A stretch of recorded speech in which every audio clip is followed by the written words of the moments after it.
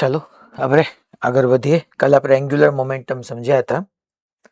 આજે આપણે એ બેઝના બધા ક્વેશ્ચન કરવા છે, બટ એ પહેલા એક થિયરી આપણે સમજી લઈએ. That is angular momentum.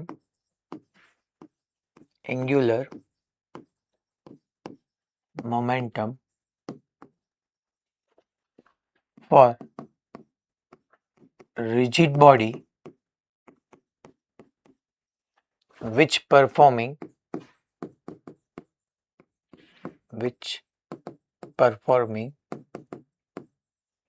pure rotational motion. Pure rotational motion. Angular momentum for rigid body which performing pure rotational motion. ટૂંકમાં આપણે જેમ પહેલા સમજ્યા હતા છોકરાઓ કે આવી રીતના એક રિજિડ બોડી છે. મેં તમને યાદ કરો ટોર્ક બનાવ્યું હતું ને પછી તરત આ રિજિડ બોડી માટે કાઇનેટિક એનર્જીનું ઇક્વેશન પ્રૂવ કરાવ્યું હતું. That is K is equal to half I omega square અને tau is equal to I alpha. તો અહીંયા તમારે આપણું લિનિયર મોમેન્ટમ શું હતું? તો કે ભાઈ લિનિયર મોમેન્ટમ એટલે ખાલી મોમેન્ટમ હું કહેતો હતો P is equal two mv હતું. તો અહીંયાનો કાઉન્ટર પાર્ટમાં જોવા જાવ તો લિનિયરની જગ્યાએ એંગ્યુલર મોમેન્ટમ L આવી જવાનું. માસની જગ્યાએ તમને ખબર જ છે અહીંયા મોમેન્ટ ઓફ ઇનર્શિયા લઈએ છીએ. ત્યાં લિનિયર વેલોસિટી v હતી, અહીંયા એંગ્યુલર વેલોસિટી ઓમેગા આવે છે. That's it. તો આ મારે જો હું ડાયરેક્ટલી તમને કહી તો શકવાનો જ છું કે L is equal to I omega, આ મારે પ્રૂવ કરવાનો છે. બટ એ પ્રૂવ કરવાની પ્રોસેસ તમારા માટે ઘણી બધી બેનિફિશિયલ છે, એટલા માટે હું તમને સમજાવું છું કે angular momentum for rigid body which performing pure rotational motion. ટૂંકમાં અહીંયા ક્યાંય ટ્રાન્સલેશનલ મોશન નથી. આ જે છે એ તમારી રિજિડ બોડી છે. તો રિજિડ બોડી આ એક્સિસ છે તો એક્સિસની અબાઉટ છોકરો રિવોલ્વ જ કરે છે, કે જેની એંગ્યુલર વેલોસિટી વાળો ઓમેગા છે, એ રિવોલ્વ જ કરે છે. એ આગળ એ નથી જતી બોડી, પાછળ એ નથી જતી. ટ્રાન્સલેશનલ મોશન નથી, પ્યોર રોટેશનલ મોશન છે. તમને ખબર જ છે કે આખી રિજિડ બોડી રોટેશનલ મોશન કરે, બટ રોટેશનલ મોશન એ ઘણા બધા પાર્ટિકલના સર્ક્યુલર મોશનની ક્યુમ્યુલેટિવ ઇફેક્ટ છે ખરેખર. તો આની અંદર આપણે માની લો આવી રીતનો એક પાર્ટિકલનો વિચાર કરીએ તો આ એક m1 માસનો પાર્ટિકલ છે, એ r1 રેડિયસના સર્કલની અંદર સર્ક્યુલર મોશન કરતો હશે. માની લો બીજો m2 માસનો પાર્ટિકલ છે, એ આવી રીતના r2 રેડિયસના સર્કલની અંદર સર્ક્યુલર મોશન કરતો હશે. હા, આપણે એવું સમજ્યા હતા કે બધાના ઓમેગા સેમ હશે, બટ v જુદા જુદા હશે. આની વેલોસિટી v1, આની વેલોસિટી v2, બધાના v જુદા જુદા હતા. Linear velocity, angular velocity same હતી ઓમેગા, એ આપણે પ્રૂવ બી કર્યું હતું. તો હવે સર અહીંયા પહેલા તમે જો તમારે જોતું છે એંગ્યુલર મોમેન્ટમ રિજિડ બોડી માટે, બટ તમારી પાસે તમને આઈડિયા છે કે એંગ્યુલર મોમેન્ટમ પાર્ટિકલ માટે કેમ લખાય? કારણ કે યાદ કરો કાલના લેક્ચરની અંદર જે કંઈ મેં સમજાવ્યું હતું એ પાર્ટિકલ માટે જ હતું. પહેલા શરૂઆતમાં યાદ કરો આવી રીતના વાય એક્સિસ અને એક્સ એક્સિસ થી મેં શરૂ કર્યું હતું. મેં કીધું હતું કે m માસનો પાર્ટિકલ પહેલા આમ જતો હતો, યાદ કરો ત્યાંથી આપણે શરૂ કર્યું હતું. પછી બીજી ફિગરની અંદર m માસનો પાર્ટિકલ આમ જતો હતો. પછી યાદ કરો તમે આપણે એંગ્યુલર મોમેન્ટમ અબાઉટ પોઈન્ટ ભણ્યા, angular momentum about an axis ભણ્યા. તો એક્સિસમાં મેં તમને કીધું હતું કે પાર્ટિકલ હતો એક્સિસને પેરેલલ જતો હતો. પછી એવી રીતના એનું લાઇન ઓફ મોશન એક્સિસમાંથી પાસ થતું હતું. પછી સ્ક્યુ લાઇન્સ હતા. ઇવન મેં તમને જે બધા પ્રોબ્લેમ કરાવ્યા એ છેલ્લે લાસ્ટ આપણે પ્રોજેક્ટાઇલ મોશન માટે બોલને આપણે પાર્ટિકલ તરીકે ટ્રીટ કરી શકીએ. તો કોઈ લાર્જ બોડી માટે મેં તમને કાલે એંગ્યુલર મોમેન્ટમ ભણાવ્યું જ નહોતું. જે કાંઈ હતું એ બધું પોઈન્ટ પાર્ટિકલ માટે હતું, પોઈન્ટ બોડી માટે હતું. તો અહીંયા તે લાર્જ બોડી છે તો આપણે એને ઘણા બધા પોઈન્ટથી બનેલી જ કન્સિડર કરી શકીએ. તો પહેલા હું અહીંયા મારે ફાઇનલ મારો ટાર્ગેટ જે છે એ એંગ્યુલર મોમેન્ટમ જોઈએ છે રિજિડ બોડી માટે, દેટ મીન્સ લાર્જ બોડી માટે. બટ હું અહીંયા લખી શકું that angular momentum for a particle આપણે લખવા જઈએ તો કયા પાર્ટિકલ માટે? તો આમાં ઘણા બધા પાર્ટિકલ છે સર. r ક્રોસ p આપણે બેઝિકલી કાલ ફોર્મ્યુલા ભણ્યા હતા, r vector cross p vector. અચ્છા, અને આમે લખતા હતા m ને તમે બાર લઈ લો તો m into r vector cross v vector. જોવો તો r વેક્ટર પ્લેનમાં છે ને v અહીંથી ઇન્વર્ટ છે. ખરેખર આ v1 અને v2, ખરેખર આ v1 વેક્ટર અને v2 વેક્ટર મેં શો આમ અપવર્ડ કર્યા છે. તમારે સમજવાના છે પ્લેનને પરપેન્ડિક્યુલર ઇનવર્ડ. v1 એ ઇનવર્ડ છે, v2 બી ઇનવર્ડ છે. ખરેખર પ્લેનના પરપેન્ડિક્યુલર ટૂંકમાં ઇનવર્ડ છે v1 v2. તો પાર્ટિકલ માટે શું લખાય છે? હાલો ને, આર ક્રોસ વી કરી નાખો, R cross V. Each and every particle માટેનો એંગ્યુલર મોમેન્ટમ આ તમારી એક્સિસ ને પેરેલલ જવાનું, R cross V1, R2 cross V2, જો ઈ જવાનું છે. બટ હા, મેગ્નિટ્યુડ વાઇઝ ડિફરન્ટ હશે. તો પહેલા હું પાર્ટિકલ માટે આવી રીતના લખું છોકરાઓ, એમ આર ક્રોસ વી, આર અને વી વચ્ચેનો એંગલ જુઓ તો 90 ડિગ્રી જ છે, દેખાય જ છે. સર આ V1 V2 અપર છે, અરે ના બટા, ઈ ઇનવર્ડ છે. તો અહીંથી હું લખી નાખું આ જ ફોર્મ્યુલાને, that is M V R. તો ફર્સ્ટ પાર્ટિકલ માટે M1, એની velocity V1, but V1 is equal to R1 omega નો લખી શકું? હા સર લખી શકો ને, ઇન્ટુ R1. સેકન્ડ પાર્ટિકલ માટે MVR, માસ M2, અચ્છા V ની જગ્યાએ R2 omega into R2 plus dot dot dot dot dot dot dot plus nth particle હોય તેનું માસ Mn, પછી આ Mn V ની જગ્યાએ હું લખી નાખું Rn into omega into Rn. અચ્છા આવી રીતના ઈચ એન્ડ એવરી પાર્ટિકલ નું લ્યો તો તમને ટોટલ L નો મળી જાય? મળી શકે છે definite. Inch and every particle નું એંગ્યુલર મોમેન્ટમ લીધું, મારે જેટલા બી પાર્ટિકલ છે બધા પાર્ટિકલ નો એંગ્યુલર મોમેન્ટમ, એની ડાયરેક્શન જુઓ ને છોકરાઓ, અલોંગ એક્સિસ જ ગઈ ને, અલોંગ એક્સિસ જ ગઈ, તો બધાનો મેં સમ કરી નાખ્યો. તો ચલો તો ભાઈ આમાંથી આપણે સિમ્પ્લિફાય કરીએ તો શું લખાશે? L ઇઝ ઇક્વલ ટુ અહીંયા આવશે M1 R1 square omega plus M2 R2 square omega plus up to Mn Rn square into omega. અચ્છા બધામાંથી ઓમેગા કોમન લઈ લો હજી. સો L ઇઝ ઇક્વલ ટુ અહીંયા આપણે લખી નાખીએ M1 R1 square plus M2 R2 square plus dot dot dot dot dot dot Mn Rn square અને બાર લખી નાખું મારા વાલા ઓમેગા. જો તો M1 R1 સ્ક્વેર એટલે પહેલા પાર્ટિકલની મોમેન્ટ ઓફ ઇનર્શિયા નો હતી પાર્ટિકલ માટે M R square, M2 R2 square એટલે સેકન્ડ પાર્ટિકલની, આ માની લો આ I1 છે તમારી, આ I2 છે પ્લસ In છે, તો ટોટલ ખરેખર તમે સમ કરવા જવાના તો અહીંથી તમે લખી નાખવાના છો L is equal to I omega. પહેલા પાર્ટિકલની મોમેન્ટ ઓફ ઇનર્શિયા એક્સિસ ના અબાઉટ, બીજા પાર્ટિકલની M2 R2 સ્ક્વેર એક્સિસ ના અબાઉટ, એમ nth પાર્ટિકલની બધાનું I1 plus I2 plus In કરીએ એટલે I આવી ગયું. અથવા તમે આને વેક્ટર ફોર્મમાં લખવા માંગતા હો તો L is equal to I omega. Just like યાદ કરો, P is equal two MV માં જે વેલોસિટીની ડાયરેક્શન હતી એ જ મોમેન્ટમની ડાયરેક્શન નહોતી આપણે કહેતા. તો અહીંયા તમે જુઓ ને, I તો સ્કેલર છે, ઓમેગા યસ સર, ઓમેગા જે છે એ આપણી વેક્ટર ક્વોન્ટિટી છે. તો ઓમેગા જે ડાયરેક્શનમાં હશે, એંગ્યુલર વેલોસિટી જે ડાયરેક્શનમાં હશે, એ ડાયરેક્શનમાં તમારું એંગ્યુલર મોમેન્ટમ હશે. તો તમે L is equal to I omega થી હવે અવેર હોવા જોઈએ. ટૂંકમાં તમારી પાસે બ્રોડલી જોવા જઈએ તો એંગ્યુલર મોમેન્ટમના બે ઇક્વેશન આવ્યા. જ્યારે બી તમે એંગ્યુલર મોમેન્ટમ પાર્ટિકલ માટે લખતા હશો ને તો MBR જ કરજો, યા R vector cross P vector જ કરજો. બટ જ્યારે તમે એંગ્યુલર મોમેન્ટમ કોઈ લાર્જ બોડી માટે, જસ્ટ લાઈક રિજિડ બોડી, આવી રીતની લાર્જ બોડી માટે લખતા હો ત્યારે તમે ફોર્મ્યુલા I ઓમેગા લખજો. છે બે એક જ, કારણ કે MVR નો હેલ્પ લઈને જ આપણે I ઓમેગા પ્રૂવ કર્યું છે. બટ તમારાથી ક્વેશ્ચનમાં સ્પીડ આવશે. અચ્છા પાર્ટિકલ માટે વાત થાય છે, એંગ્યુલર મોમેન્ટમ MVR સર, યા R vector cross P vector.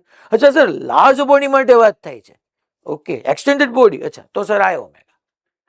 કારણ કે તમારી પાસે એવા ક્વેશ્ચન આવવાના છે આવતીકાલથી કે જેની અંદર એક જ ક્વેશ્ચનની અંદર MVR એપ્લાય કરવાનું આવશે અને I ઓમેગા એપ્લાય કરવાનું આવશે. તો ત્યારે તમારા બ્રેનની અંદર ક્લેરિટી બનેલી હોવી જોઈએ. જેમ કે તમને સિમ્પલ કહું, એક આપણું ડોર છે અને અહીંથી મેં બુલેટને ફાયર કરી, તો બુલેટ પાર્ટિકલમાં આવે, તો પાર્ટિકલ માટે મારે MVR એપ્લાય કરવાનું થાય. બટ એ બુલેટ જ્યારે આપણા ડોરની અંદર એમ્બેડેડ થઈને પછી બે સાથે રોટેટ કરવા માંડે તો હવે રિજિડ બોડી આવે, અને એ રિજિડ બોડી માટે મારે momentum sorry angular momentum I omega લખવાનું થાય. મેં શું કીધું ખબર પડી ભાઈ બધાને?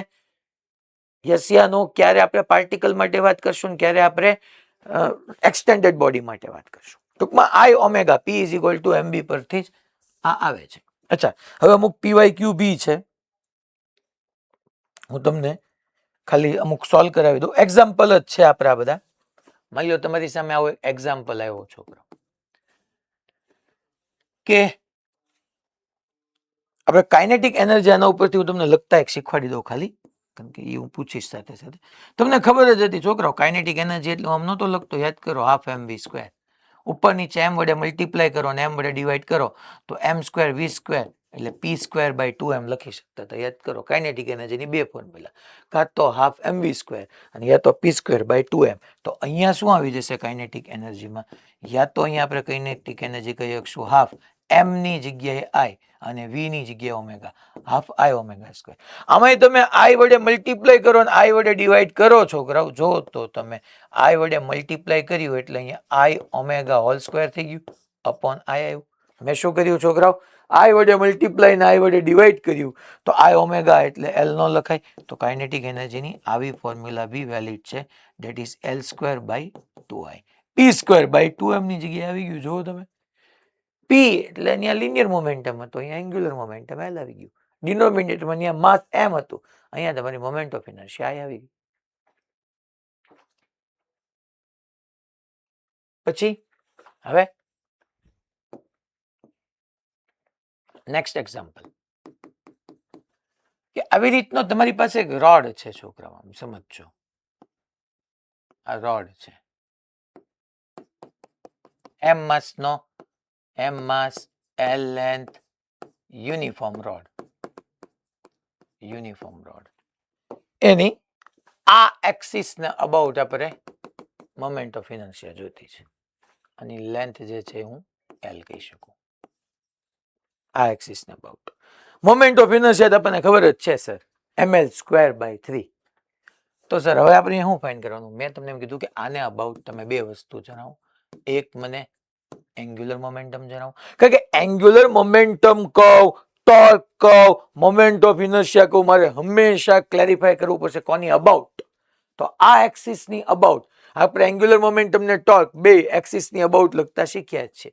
આ એક્સિસ ની અબાઉટ તમે એંગ્યુલર મોમેન્ટમ જણાવો એ પૂછે, અને બીજું કાઇનેટિક એનર્જી જણાવો.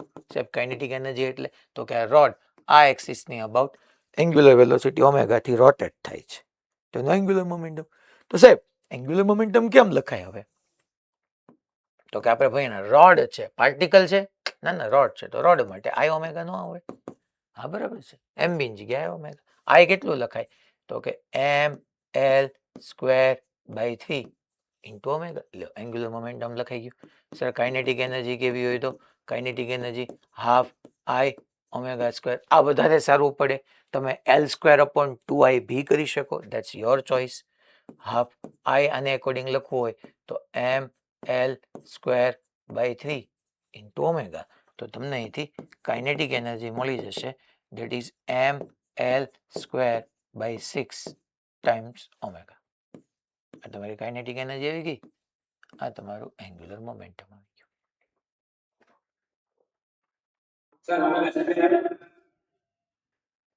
હાફ આઈ ઓમેગા સ્ક્વેર, હા ઓમેગા સ્ક્વેર.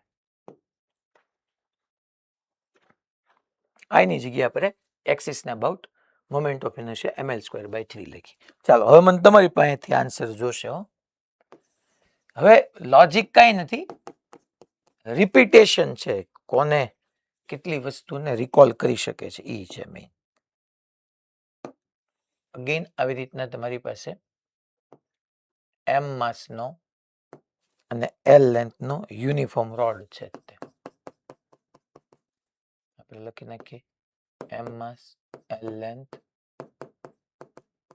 Uniform road. આ તમારું સેન્ટર ઓફ માસ છે. આ એક એક્સિસ છે જે સેન્ટર ઓફ માસ માંથી આમ પાસ થાય છે, આમ છે.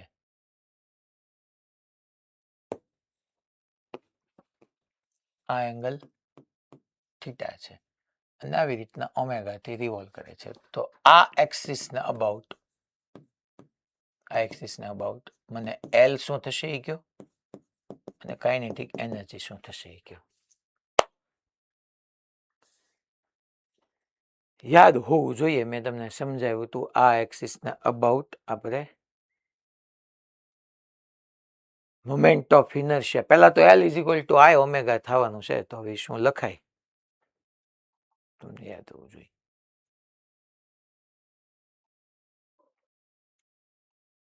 હવે ગોતવા માંડ્યા જો બધા પાછા. પેજમાંથી.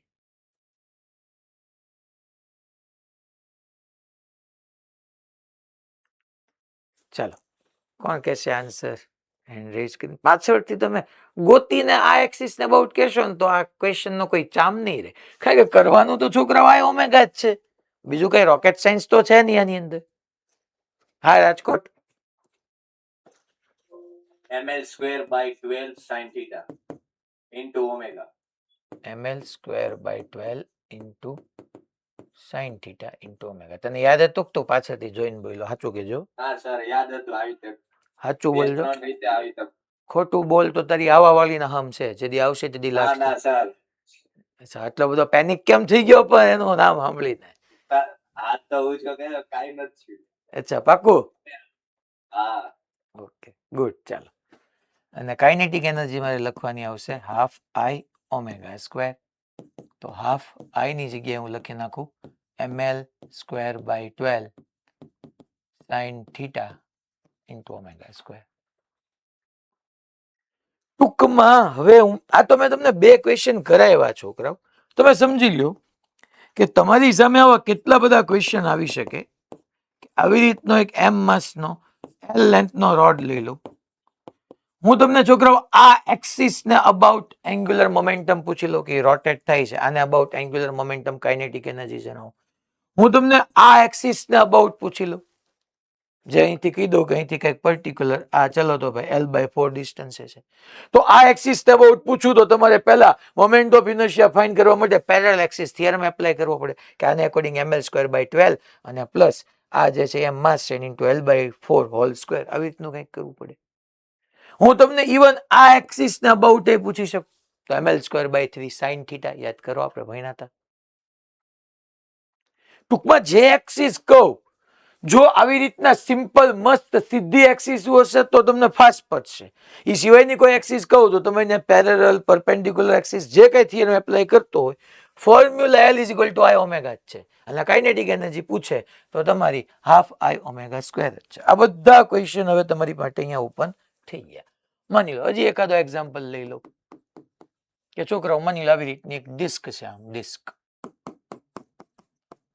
અને ડિસ્કની આ એક્સિસ ને અબાઉટ હું તમને ડિસ્ક આ એક્સિસ ને અબાઉટ ઓમેગા થી રિવોલ્વ કરે છે, અને હું તમને L પૂછી લઉં છું અને કાઇનેટિક એનર્જી કે પૂછી લઉં છું. તો આ એક્સિસ કઈ છે? સેન્ટરમાંથી પાસ થાય છે? હા થાય છે. પણ શું એના પ્લેન ને પરપેન્ડિક્યુલર છે? અરે ના ના, એના પ્લેન ને પેરેલલ છે, તો ડાયમેટ્રિક એક્સિસ છે. તો ડિસ્ક માટે આ ડિસ્ક છે, પછી એમ માસ આ રેડિયસ ની યુનિફોર્મ ડિસ્ક છે, યુનિફોર્મ ડિસ્ક છે. તો સર આને અબાઉટ મોમેન્ટ ઓફ ઇનર્શિયા શું લખાય? એમ સ્ક્વેર બાય 4 આપણે ભણી ગયા હતા. તો ફોર્મ્યુલા તો તારી L is equal to I omega જ થવાની છે. I ની જગ્યાએ M square by 4 into omega. Kinetic energy half I omega square, half I omega square, half I ની જગ્યાએ અહીંયા હું પાછો લખું છું M square by 4 into omega square.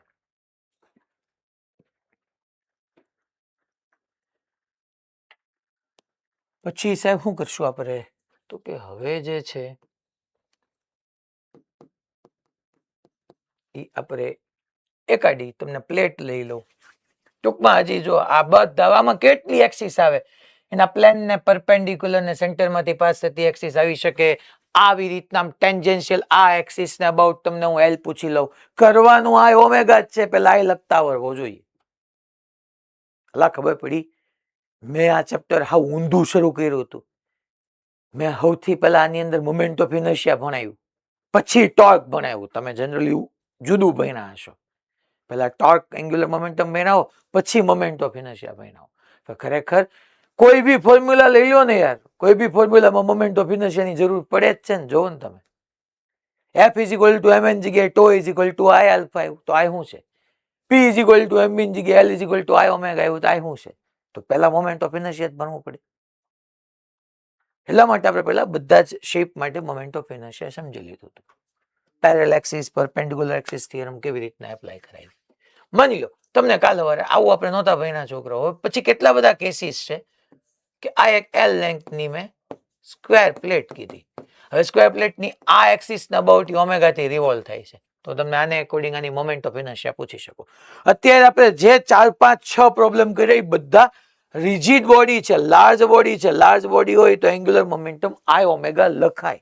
આ હું તમારા બ્રેઇનમાં સ્ટોર કરવા માટે આ બધા અલગ અલગ એક્ઝામ્પલથી કહું છું કે ભાઈ આવી રીતના માની લો. હવે આ એક આપણી એલ લેન્થની સ્ક્વેર પ્લેટની જગ્યાએ તમે ડોર લઈ લો તો ડોર માટે તમે L is equal two I omega જ એપ્લાય કરવાના છે, કારણ કે એક્સટેન્ડેડ બોડી છે. આની માટે કાઇનેટિક એનર્જી પૂછી લો. અચ્છા, આ એક્સિસની જગ્યાએ માની લો છોકરાઓ તમને આ એક્સિસની વાત પૂછી લો. આને આપોડી તમને ખબર જ છે 2/3 ml સ્ક્વેર. આ એક્સિસ કહીએ તો ml સ્ક્વેર બાય 3, વચ્ચેની એક્સિસ કહું તો ml સ્ક્વેર બાય 12. અચ્છા, આવી રીતની એક ડાયગનલ લઈ લો, ડાયગનલ ને અંદર આમ પરપેન્ડિક્યુલર લઈ લો, ml સ્ક્વેર બાય 6. તમને મોમેન્ટ ઓફ ઇનર્શિયા આવડવી જોઈએ. બાકી આવા અલગ અલગ બધી જેટલી બોડી માટે મોમેન્ટ ઓફ ઇનર્શિયા ભણ્યા ઈ બોડીની અલગ અલગ એક્સિસ ને અકોર્ડિંગ તમને આઈ ઓમેગા લખતા આવડવું જોઈએ. અને કાઇનેટિક એનર્જી પૂછે તો હાફ આઈ ઓમેગા સ્ક્વેર કરતા આવડવું જોઈએ. That's it. અલા ખબર પડી ભાઈ. આવા ઘણા બધા પીવાયક્યુ તમને સામે મળવાના છે, તમે જોશો તે. હવે છોકરાઓ, આજે તમારા હોમવર્કમાં HCV ના વર્કઆઉટ ક્વેશ્ચન્સ છે. તો ઓલરેડી આજે હોમવર્કમાં આપ્યા છે ને, હું તમને ખાલી ડિસ્કસ એકે નથી કરવાનો, ખાલી ઈ કહેવાનો છે કે જો આપણે બધું ભણી ગયા. A string is wrapped around the rim of a wheel of moment of inertia. મને wheel ની moment of inertia આપી છે. And radius 20 centimeter. The wheel is free to rotate about an axis. આવી રીતનું એક wheel હશે, એ axis ને about free છે rotate થવા માટે. Initially the wheel at rest. Initially rest છે. The string is now pulled by a force of 20 Newton. માની લો આવી રીતના આમ wheel ની પાછળ હું આવી રીતના 20 Newton force થી એને પુલ કરું છું. Find the angular velocity of the wheel after 5 seconds. After 5 seconds પછી ઓમેગા મેં તમને પૂછ્યું છે. મોમેન્ટ ઓફ ઇનર્શિયા આપી. The wheel is free to rotate. એટલે જો મેં તમને આખો કેસ જે સમજાવ્યો છોકરાઓ, એ પુલી લીધી, યાદ કરો આપણો પરમ દિવસનો પહેલો જ કેસ કે આવી રીતના પુલી હતી, no slipping between string and pulley. મેં આવી રીતના સ્ટ્રિંગ રાખી હતી, યાદ કરો તમે, એક જ સ્ટ્રિંગ હતી. પછીના કેસની અંદર બે બાજુ સ્ટ્રિંગ લઈ આવ્યો હતો, જે કાલે આપણે ભણ્યા હતા. તો એ જ કેસ થયો ને, અહીંયા લખીને આપ્યું છે. The wheel is free to rotate about axis. અચ્છા, 20 ન્યૂટન ફોર્સ છે, તો અહીંયા તમારું એ જ કેસ થવાનો. તમને હું પૂછ્યું છે, ઓમેગા પૂછ્યું, તો શું કરાય સાહેબ? આ 20 ન્યૂટન ફોર્સ, આ આર છે, તો આ ક્રોસ એફ ટોર્ક પ્રોડ્યુસ કરે. Yes, toe is equal two formula શું છે? આઈ આલ્ફા. તમને હું પૂછ્યું છે? ઓમેગા. તો ટોર્ક તમે લખી શકો, આઈ તમને આપી છે, એના ઉપરથી આલ્ફા નો મળી જાય. હા સાહેબ, આલ્ફા મળી જાય. અચ્છા, આલ્ફા કોન્સ્ટન્ટ હોય તો omega is equal to omega 0 plus alpha T. Initially તો રેસ્ટમાં છે, આલ્ફા મળી ગયો હોય, આફ્ટર 5 સેકન્ડ કેસ ટી મૂકો, ઓમેગા મળી જાય. પૂરું. હલા ખબર પડી ભાઈ? હલો, હવે લેંગ્વેજના જે ખ્યાલ આવવાના છે ને, એનો કોઈ એન્ડ જ નથી. ક્વેશ્ચન રીડ કરતા કરતા શાંતિથી આ બધી વસ્તુ સમજવાની છે. કર્યું છોકરો? ટોર્ક થી આલ્ફા ફાઇન્ડ કર્યો અને omega is equal to omega 0 plus alpha T કરી. અચ્છા, આવો જ એક સેમ ક્વેશ્ચન, હા, a wheel of radius small r, લો, wheel of radius small r and moment of inertia I બે આપ્યું છે, small r ને I, about an axis is about its axis is fixed at the top of inclined plane. આવી રીતના inclined plane ના આ theta છે, તો અહીંયા તમારી wheel ને ફિક્સ કરી દીધું છે, કેવા એમ માંગે છે. Okay, as shown in figure, a string is wrapped around the wheel. string ને આવી રીતના wrap કરી છે, and its free end supports a block of mass m. a free end જે છે m mass ના block ને સપોર્ટ કરે છે, which can slide on the plane.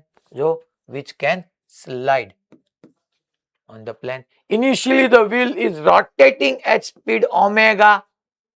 આ તમારું wheel rotate કરે છે, rotate. that means કે અહીંયા no slipping between string and pulley વાળો કેસ આવી ગયો. in a direction such that block slides up the plane.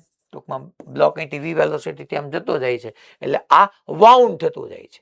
જો આ વ્હીલ છે ને છોકરાઓ, અત્યારે આમ રોટેટ કરે, જોજો જરાક, આમ રોટેટ કરતો એટલે વાઉન્ડ થયું કહેવાય, એટલે બ્લોક ઉપર જાય છે. આનો આ તમને પીવાયક્યુ માં જોવા મળશે, અનવાઉન્ડ થતું હોય. અનવાઉન્ડ થતું હોય એટલે અહીંથી સ્ટ્રિંગ લૂઝ થતી હોય, એ બધી નીચે આવતું હોય, તો આ બ્લોક નીચે જતી હોય. How far will the block move before stop? અહીંથી કેટલું ડિસ્ટન્સ ટ્રાવેલ કરીને સ્ટોપ થાય છે. ખાસ આ ક્વેશ્ચન ને વિચાર કરજો એક વખત. તમારી પાસે બે શું કરવાનું એ બધું મેં કહી દીધેલું. ન આવડે મને કાલ કહેજો. આ ક્વેશ્ચન તો આપણે કાલે સોલ્વ કર્યો જ છે. The pulley shown in the figure moment of inertia યાદ કરો. મેં તમને ખરેખર ઓલા માટે કીધું હતું. આવી હતી એક સ્મોલ આર હતું અને એક 2 સ્મોલ આર હતું અને આની માટે મેં તમને આ આપી દીધી. એને અહીંયા જો તમને એને ટૂંકમાં પુલી તરીકે શું લેવાનું એવું નથી કીધું. પુલીની મોમેન્ટ ઓફ ઇનર્શિયા કહી દીધી છે. એટલે આન્સરમાં તમને મોમેન્ટ ઓફ ઇનર્શિયા આઈ ના ફોર્મમાં જ આન્સર આપવાનો છે. It's axis and its radius is capital R. Find the magnitude of acceleration of two block. કાલ બકા નહોતું M1 M2 લઈને એના એક્સલરેશન ફાઇન્ડ કરતા શીખવાડ્યું. તો એ જ કહે છે find the acceleration of the two blocks. Assume the string is light. મેં કીધું હતી massless and does not slip over the pulley. Pulley પર સ્ટ્રિંગ સ્લીપ નથી કરતી. No slipping between pulley and string. Hello, 3 equation બનતા હતા. પહેલા mg t નું સ્મોલ mg t1 t2 બે જુદા જુદા થઈ ગયા. બે એના અને એક રોટેશનલ મોશન નું. તો આ ક્વેશ્ચન ખાસ તમારે કરવાનો છે. જો 3 ઇક્વેશન બન્યા. પહેલા mg t1 ma t2 mg ma અને પછી રોટેશનલ માટે જો અને પછી સિમ્પ્લિફાય કરવાનું. અલા ખબર પડી ભાઈ. આ 3 તમે કરશો તો તમારી રીતે તમે HCV સોલ્વ કરશો તમને કોન્ફિડન્સ વધશે. બીજું કઈ નથી મારે કહેવાનું. આજે રીતે આપણે એના અમુક ક્વેશ્ચન હું તમને આપવાનો જ છું પણ તમને બેનિફિટ થશે. મેં તો એ ઓલરેડી કરાવી દીધું છે. હવે અહીંથી આપણે એક નવો ટોપિક શરૂ કરીએ છીએ. થિયરી. હવે થિયરી નથી. થિયરીના ફોર્મની અંદર જ ખરેખર આપણે ક્વેશ્ચન કરવાના છે. That is mechanical equilibrium. Mechanical equilibrium.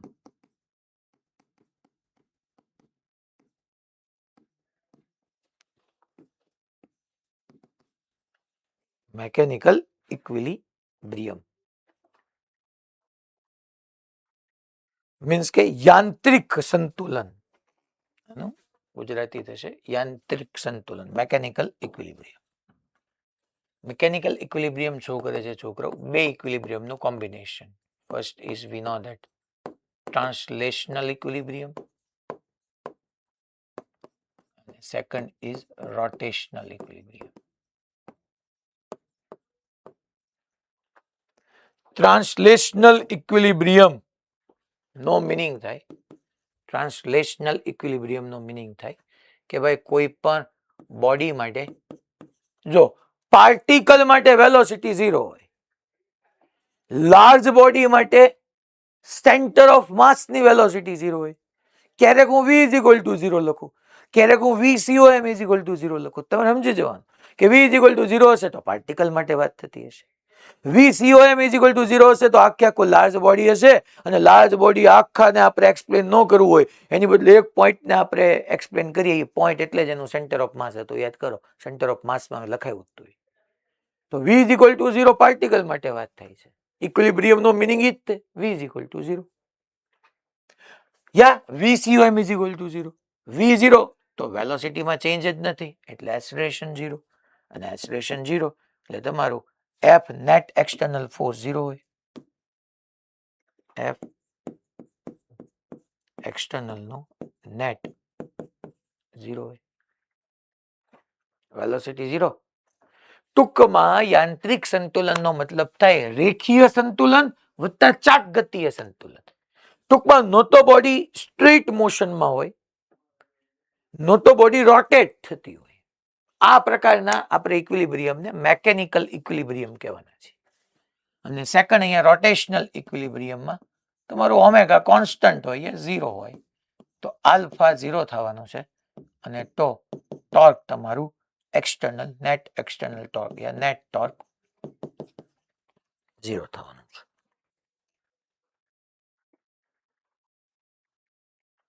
બસ આ તમારી મેકેનિકલ ઇક્વિલિબ્રિયમના કેસ. આના ઉપરથી આપણા મોડ્યુલના તમને મેં આજે ક્વેશ્ચન હોમવર્કમાં આપ્યા છે.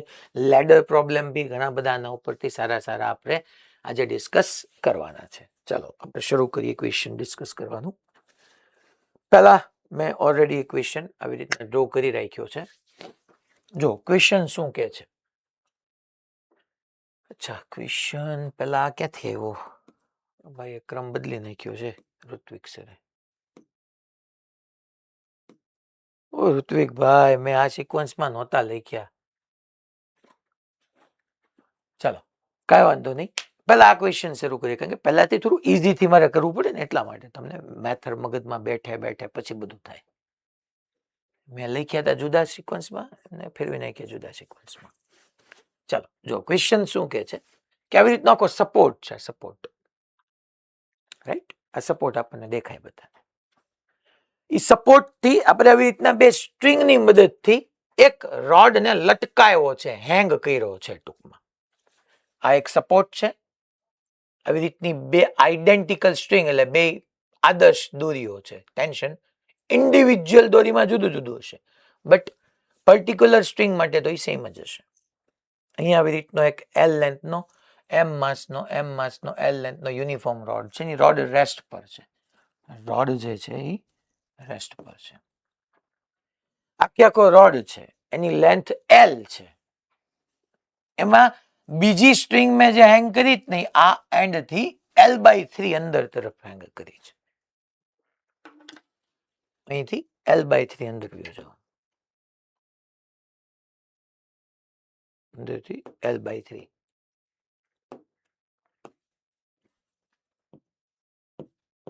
L/3 અંદર ગયો જાવ. ઓકે, યુનિફોર્મ રોડ છે એટલે બીજી કઈ નથી. Find tension in string. અચ્છા, ટેન્શન મારે ફાઇન્ડ કરવાનું છે સ્ટ્રિંગમાં. ચાલો આપણે સોલ્યુશન સમજીએ. સાહેબ શું કરી શકીએ? હાલો ને જોઈએ આપણે. એમ હું કામ તમે ચિંતા શું કરો છો?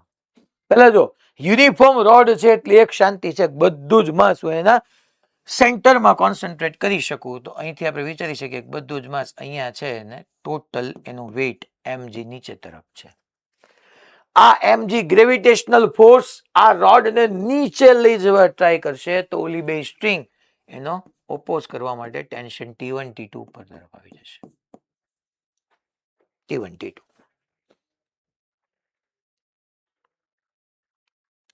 સાહેબ શું ફાઈન? હાલો એટલું જ સાહેબ અમને હુજી જાય કે mg નીચે આવે, અમે T1 T2 આવે, બરાબર છે, કરેક્ટ. આટલું તમને આઈડિયા આવી જાય પછી તો લોજિક થી કામ કરવાનું છે કે ટેન્શન ફાઇન્ડ કરવાનું છે.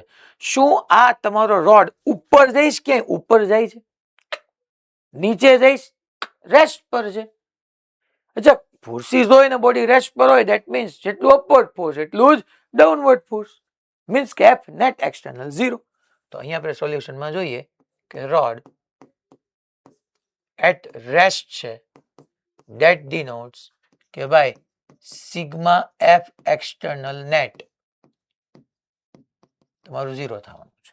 હું પહેલા મેં કીધું બહુ બધું લખીને શાંતિથી બધી વસ્તુઓને સમજાવું છું. એટલે પહેલા આપણે કયા ઇક્વિલિબ્રિયમની વાત કરીએ છીએ? ટ્રાન્સલેશનલ. નથી આ રોડ તમારો ઉપર જતો, નથી આ રોડ તમારો નીચે આવતો. Translational equilibrium. તો ટ્રાન્સલેશનલ ઇક્વિલિબ્રિયમને અકોર્ડિંગ હું પહેલા ફોર્મ્યુલા લખું આવી રીતના. ટ્રાન્સલેશનલ ઇક્વિલિબ્રિયમ માટે upward force is equal two downward force. તો આપણે upward force T1 plus T2 થશે, ડાઉનવર્ડ ફોર્સ mg થશે. કારણ કે sigma F is equal to 0 નો મિનિંગ શું થયો? નેટ ફોર્સ 0 થાય.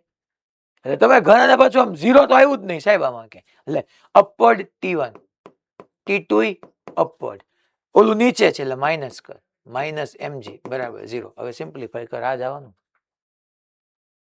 આ તો શું છે, ઘણા પછી એમ થાય 0 આવ્યું જ નહીં એટલે મેં લખ્યું. હવે એક વાત બાકી થઈ ગઈ, એક ઇક્વેશન છે તો આના ઉપરથી T1 ને T2 બે ક્યાંથી લાવવા ભાઈ મારે?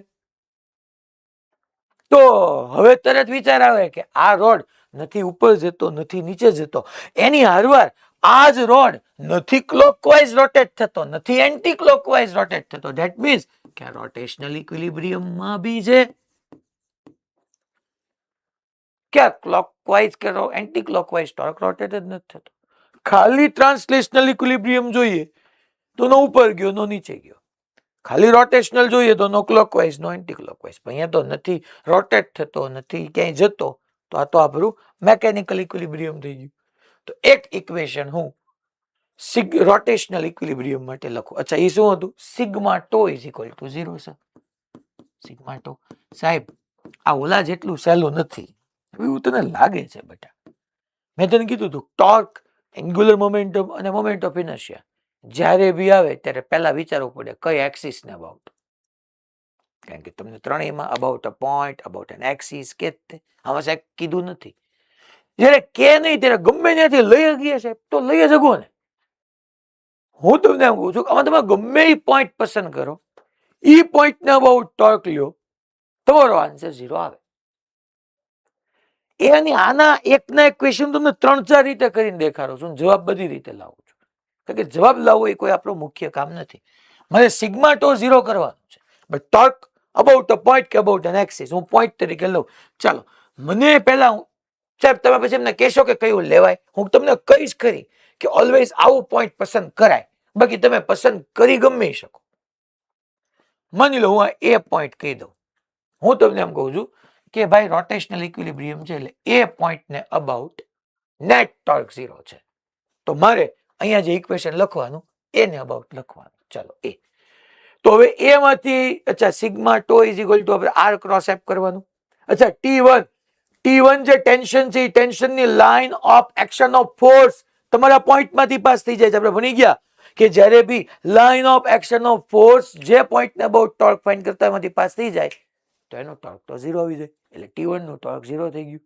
તો બહુ મજા આવી ગઈ. પછી કયું ફોર્સ આવ્યું? mg. ચાલો તો અચ્છા ટોટલ L હતું, આ તો સેન્ટર ઓફ માસ એટલે આ ડિસ્ટન્સ L/2 થાય કે ન થાય? હા સાહેબ થાય. ચાલો R ક્રોસ F આ ક્લોકવાઇઝ ટોર્ક આવ્યું.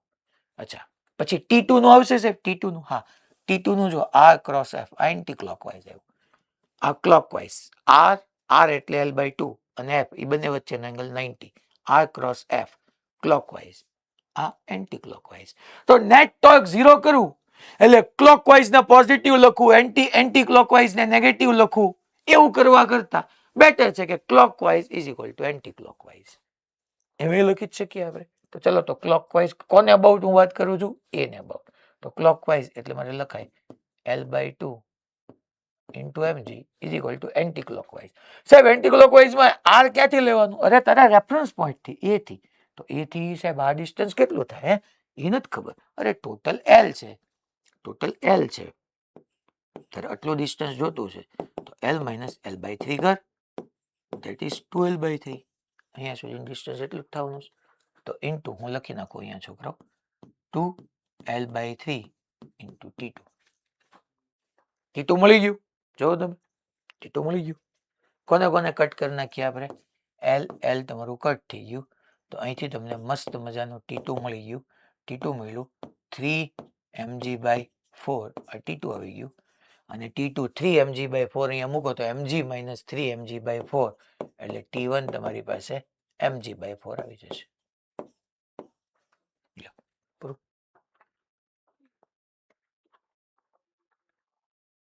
સાહેબ તમે આ ટોર્ક કોને જો આ તમારે નોટ્સમાં ખાસ એડ કરવું જરૂરી છે કે મેં O ને about torque 0 sorry A point ને અબાઉટ ટોર્ક 0 કર્યું છે.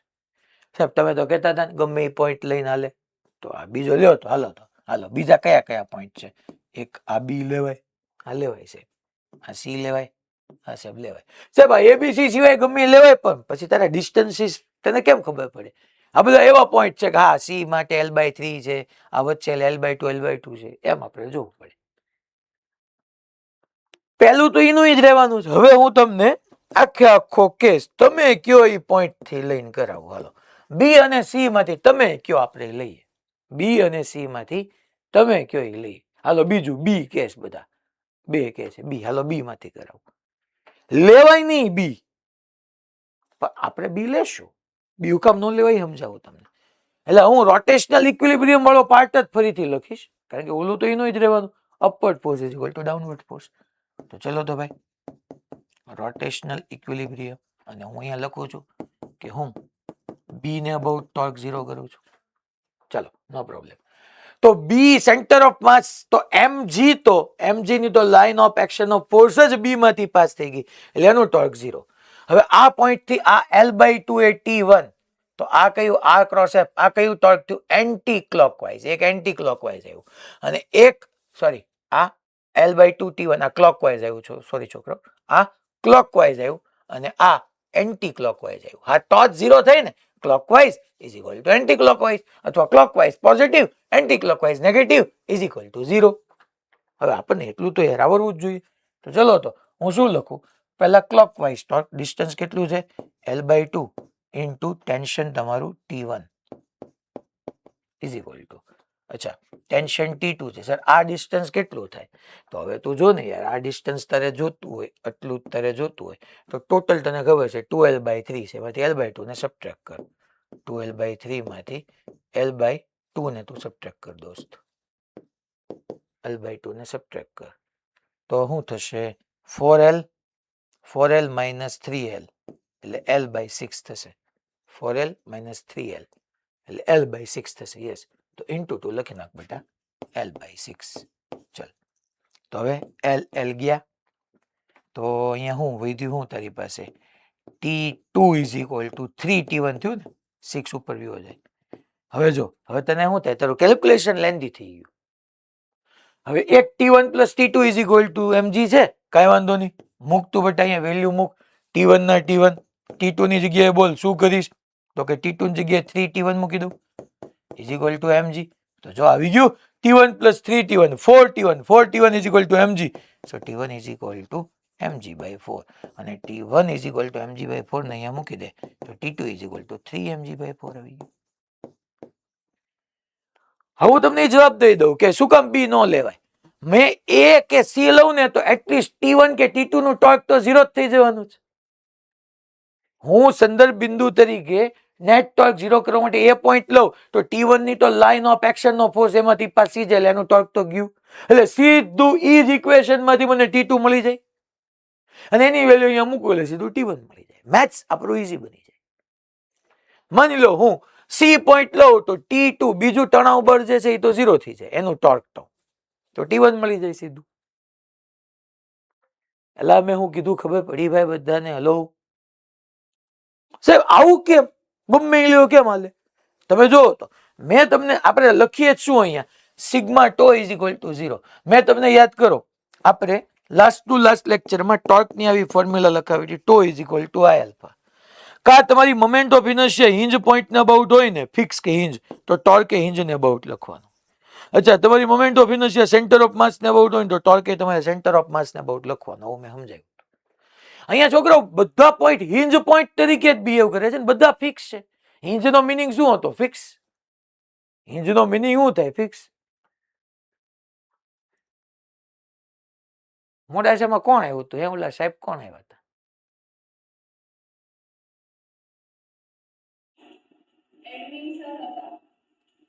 શેની માટે આવ્યા હતા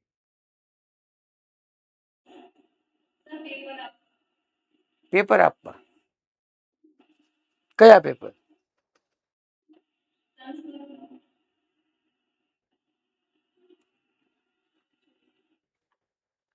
વાહ લેક્ચર તો શરૂ હોય પણ તમે આમ વિચારજો ખાલી એટલે આ તો મારું તો ધ્યાન પડ્યું પણ ઠીક છે એ બાળકો બધાએ સાંભળી લીધું છે પણ જ્યારે આપણે એટલી ઇમ્પોર્ટન્ટ વાત ડિસ્કસ કરતા હોય કે ગમે પોઈન્ટ લીધું શું કામ ચાલે એમ કારણ કે બધા પોઈન્ટ ફિક્સ છે બધા હિંજ જ છે બધા પોઈન્ટ ફિક્સ એટલે હિંજ પોઈન્ટ જ થયા તો ગમે એનાથી ટોર્ક લઈ શકો ઇમ્પોર્ટન્ટ ડિસ્કશન ચાલતું હોય ને કોઈ આપણી લાઈનને બ્રેક કરે તો ટૂંકમાં શું છે કે એનો મિનિંગ શું થયું હોય ખબર છે આવું શું કામ થતું હોય ખબર છે કે ક્યારેક એ સિરિયસનેસ જ ના હોય કે ખરેખર કન્ટેન્ટ શું છે કન્ટેન્ટની સિરિયસનેસ શું હોય કોન્સેપ્ટ શું કહેવાય આમાં કેટલી બધી વસ્તુઓ ઇન્વોલ્વ થતી હોય ત્યારે તમે આન્સર સુધી પહોંચી શકતા હો ઠીક છે હવે 8, 9, 10th અલગ વસ્તુ છે હવે બધા તમે ફીલ કરતા હશો ને ખબર પડી ગઈ છે કે 10th શું હતું અને 11th 12th અલગ વસ્તુ છે ક્યારેક આ તો અમારે અહીંયા ટૂંકમાં ફિઝિકલ ક્લાસ અહીંયા હાલતો હોય ને તો એ ટૂંકમાં કોઈ છોકરો હિલો હોય ને તો હું એને ન્યા કહી દઉં તું હું જ્યારે આપણે નેક્સ્ટ ક્વેશ્ચનમાં શિફ્ટ થતા હોય ત્યારે બરાબર છે 1.5-2 કલાક એક ઓલામાં ન બેસી શકીએ ટૂંકમાં જ્યારે લેક્ચર હાલતું હોય ને ત્યારે તમારે બધા એવું કહેવાનું કે ભાઈ સાહેબે ક્લાસમાં આવવાની ના પાડી છે. કોઈ બી સબ્જેક્ટ કેમ ના હોય, ત્યારે તમારું ધ્યાન તો ડિસ્ટર્બ થાય ને. એમ કે ભાઈ જે લેક્ચર હાલતું હોય ત્યારે લેક્ચર જ હોય. ઓપરેશન હાલતું હોય કોઈ થિયેટરની અંદર, ઓપરેશન થિયેટરમાં ઓપરેશન હાલતું હોય ને કોઈક આવું થાય તો ઓલો જરાક વધારે ન કપાઈ જાય તમારું ડોહું ત્યાંથી તો ઊંધાનું જતું થઈ જાય. એના જેવું છે આ બધું. પણ ત્યાં લોકોના જીવનો સવાલ હોય એટલે આપણે સમજતા હોય. અહીંયા તો શું છે, ઠીક હવે એમ હાલે ને. અચ્છા, હું તમને સમજાવતો હતો કે એબીસી નહીં, આ સિવાયનું એકાદું પોઈન્ટ લઈએ ને તોય હાલે, બોલો તોય જવાબ થાય. હજી જવાબ આવી જાય. તમે આની સિવાયનો ગમે એ પોઈન્ટ લ્યો ને તોય. એટલે સાહેબ તમે શું કહેવા માંગો છો? એટલે તમને એમ કહેવા માંગુ છું કે એબીસી નો લ્યો, આ એન્ડ થી કંઈક તમે 200-500 મીટર દૂર ડી પોઈન્ટ લ્યો, ડી ને અબાઉટ ટોર્ક 0 લખો. ભાઈ કેવું પડે કે ડી અહીંથી લેટ્સ એઝ્યુમ આ ડિસ્ટન્સ છે, ડી ને અબાઉટ ટોર્ક લખો અને આન્સર લઈ આવો. એટલે કરી શકું, એમાં કઈ વાંધો નથી. તમારી સામું એવી રીતના જોવો છો કે સાહેબ આમાં જવાબ ન જ આવે તો હું તમને પ્રૂવ કરીને દેવું. લ્યો ને ભાઈ, ડી ને અબાઉટ ટોર્ક 0 મેં લીધું. ચલો તો કયા કયા હવે આ લેન્ધી જ થવાનું, બટ ઓબ્વિયસ છે.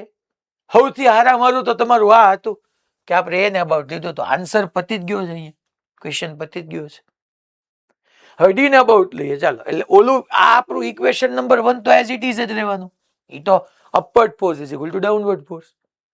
હવે આમાં ડી ને અબાઉટ ટોર્ક લખવામાં શું થશે? ચાલો તો ભાઈ ડી ને અબાઉટ લખીએ. તો પહેલા આ જોવો તો આપણે કોના T2 થી શરૂ કરશું. તો આ કયું? આ આર ક્રોસ એફ, આ ક્લોકવાઇઝ, mg નું એન્ટી ક્લોકવાઇઝ અને T1 નું ક્લોકવાઇઝ. તો બે T1 T2 ના ક્લોકવાઇઝ છે ને mg નું એન્ટી ક્લોકવાઇઝ છે. તો clockwise torque is equal to anti clockwise torque.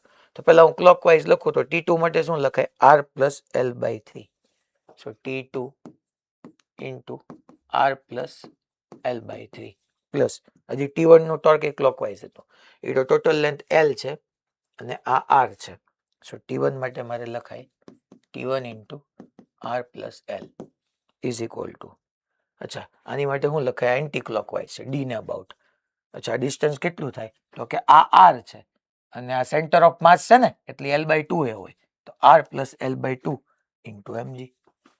So r plus l by 2 into mg. હાલો તો હવે આમાંથી થોડુંક આપણે આ l છે, જોજો છોકરો. એક કામ કરો, આને મલ્ટીપ્લાય કરો, આને મલ્ટીપ્લાય કરો, એમાંથી r ને કોમન લઈ લો. So T1 plus T2 into r લખાય plus T2 into l by 3 plus T1 into l is equal to r plus l by 2 into mg. અચ્છા પાછળ મેં શું ભણાવ્યું? તો કે T1 plus T2 is equal to mg થાય. તો T1 પ્લસ T2 અને mg. તો એક કામ ન કરીએ છોકરાઓ, આપણે જોવો તો આમાંથી હું T1 પ્લસ T2 ની જગ્યાએ mg મૂકી દઉં. T1 પ્લસ T2 ની જગ્યાએ હું શું મૂકી દઉં? mg મૂકી દઉં. તો જોવો તો આ શું થઈ જશે? mgr plus T2 by 3 plus T1 into l is equal to mgr, અંદર મલ્ટીપ્લાય કરાવું છો, પ્લસ mgl બાય 2. mgr ગયા. એટલું તો સમજાય જ ને આપણને. હવે તો કે અહીંથી l ગયા સાહેબ, l ગયા. So T2 plus 3T1 by 3 is equal to mg by 2. That means T2 plus 3T1 is equal to 3mg by 2 થશે. ઓકે ને સાહેબ? ઓકે.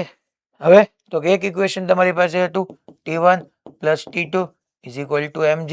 બીજું ઇક્વેશન તમારી પાસે હતું T2 plus 3T1 is equal to 3mg by 2. હવે તો કે સાહેબ આને આપણે સોલ્વ કરવું હોય તો સબટ્રેક્ટ કરાય સાહેબ, કારણ કે સબટ્રેક્ટ કરો ને તો તમને સારું પડે. તો T2 ગયા, હાલ તું કેમ બકા, T2 ગયા. T1 minus 3T2 minus T1 minus 3T1 minus 2T2. mg minus 3mg by 2 તો માઇનસ mg બાય 2 આવી ગયું છોકરા અહીંથી. T1 is equal to mg by 4.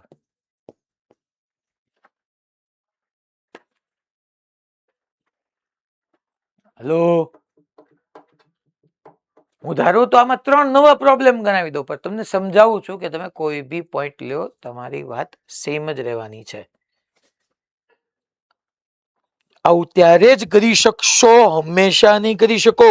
આવું ત્યારે જ કરી શકશો જ્યારે sigma F is equal to 0 હોય, નેટ ફોર્સ 0 હોય ને, નેટ એક્સટર્નલ ફોર્સ, ત્યારે તમે ટોર્ક કોઈ બી જગ્યાએથી લખી શકો.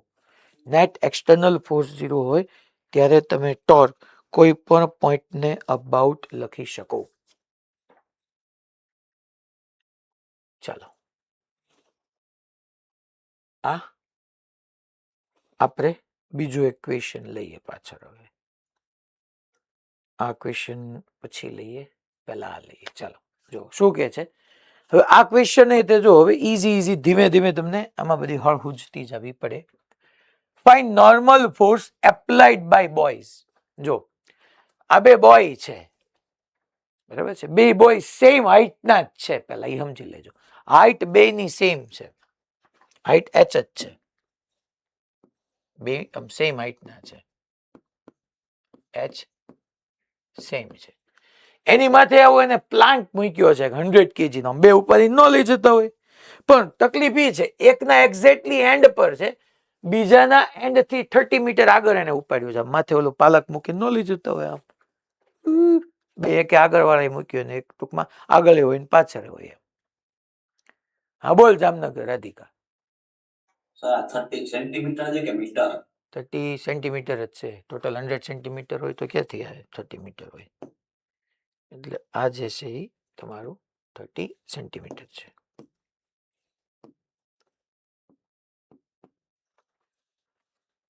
આ સેમ હાઈટ છે. આવી રીતના માથે ઓલું પ્લેન્ક મૂકીને જાય છે. 100 kg નું પ્લેન્ક છે, પાટિયું ટૂંકમાં.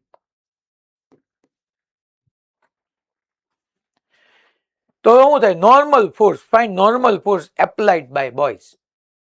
તો જો તો પેલા તો આ તમને કીધી જ છે, 100 kg નો એક યુનિફોર્મ પ્લેન્ક છે. યુનિફોર્મ પ્લેન્ક, યુનિફોર્મ પ્લેન્ક હોય એટલે એનું બધું જ માસ એના સેન્ટરમાં કોન્સન્ટ્રેટ થયેલું આપણે માની શકીએ. હું એમ કીધું કે અહીંયા એનું આ સેન્ટર ઓફ માસ છે, અહીંયા ટોટલ માસ કોન્સન્ટ્રેટ થયેલું છે, દેટ ઇઝ 100 g. mg ની જગ્યાએ 100 g. ઓકે ચલો પછી normal force applied by boys કીધું છે. તો હવે 100 g ને કારણે આ જે તમારું પ્લેન્ક છે એ બંને બોયઝ પર ડાઉનવર્ડ ફોર્સ લગાડશે. તો એને કારણે આ બંને સામે આવી રીતના નોર્મલ, આનું n1 એઝ્યુમ કરી લો અને હું n2 એઝ્યુમ કરી લો. ડેફિનેટલી આ બંને ઉપર એ દે નીચે તરફ ફોર્સીસ લાગતા જશે. આનું કંઈક માસ આપણને નથી આપ્યું, આનું કંઈ માસ નથી આપ્યું, તો એ આપણે mg તો લાગતા જ હોય. અચ્છા, હજી બીજો એક 20 kg નો બ્લોક અહીંયા મૂક્યો છે 30 સેન્ટીમીટર, તો એને કારણે 20 g. સાહેબ બે બોયના માસ કેમ નથી આપ્યા? પણ મને એને n1 n2 પૂછ્યું, તો મારે માસનું કામ એ શું છે? Fine normal force applied. મારે આ નોર્મલ ફોર્સ જોતા છે. કાંઈ વાંધો નહીં છોકરાઓ, અહીંયા જો આખે આખું હોરિઝોન્ટલ પ્લેનમાં છે. આમે અહીંયા લખીને આપ્યું છે કે હોરિઝોન્ટલ પ્લેનમાં છે, મેઇન રેસ્ટ પર છે છોકરાઓ, રેસ્ટ પર છે. એટલે કે ભાઈ ટ્રાન્સલેશનલ ઇક્વિલિબ્રિયમ તો દેખાય જ છે. તો ટ્રાન્સલેશનલ ઇક્વિલિબ્રિયમ માટે મારે અહીંયા શું લખાય? તો કે ભાઈ upward force is equal two downward force. તો ટ્રાન્સલેશનલ ઇક્વિલિબ્રિયમ માટે સોલ્યુશનમાં પહેલા ટ્રાન્સલેશનલ ઇક્વિલિબ્રિયમ માટે આપણે લખી શકીએ upward force is equal two downward force. Upward force n1 plus n2 is equal two downward force 100 g plus 20 g, 120 g. Okay, પછી તો કે ટ્રાન્સલેશનલ ઇક્વિલિબ્રિયમ થયું. પછી સાહેબ તો કે પછી રોટેશનલ ઇક્વિલિબ્રિયમ આવશે. કેમ સાહેબ? તમને કેમ ખબર પડી? કારણ કે એક ઇક્વેશન માંથી બે અનનોન તો હું લઈ ન શકું. અને બીજું આ કે રોટેટ એ નથી થતું. સાહેબ રોટેશનલ ઇક્વિલિબ્રિયમ એટલે તમે શું કહેવા માંગો છો? ટ્રાન્સલેશનલ ઇક્વિલિબ્રિયમ એટલે sigma F is equal to 0 કીધું હતું. રોટેશનલ ઇક્વિલિબ્રિયમ એટલે sigma tau is equal to 0. But torque મારે કોઈ પોઈન્ટ ના અબાઉટ લેવાય. હવે આમાં પોઈન્ટ એવું પસંદ કરાય કે જેમાં એટલીસ્ટ n1 n2 બે માંથી એક તો 0 થઈ જ જાય એનો ટોર્ક, કે જેથી કરીને આપણું મેથ્સ થોડું ઈઝી બની જાય.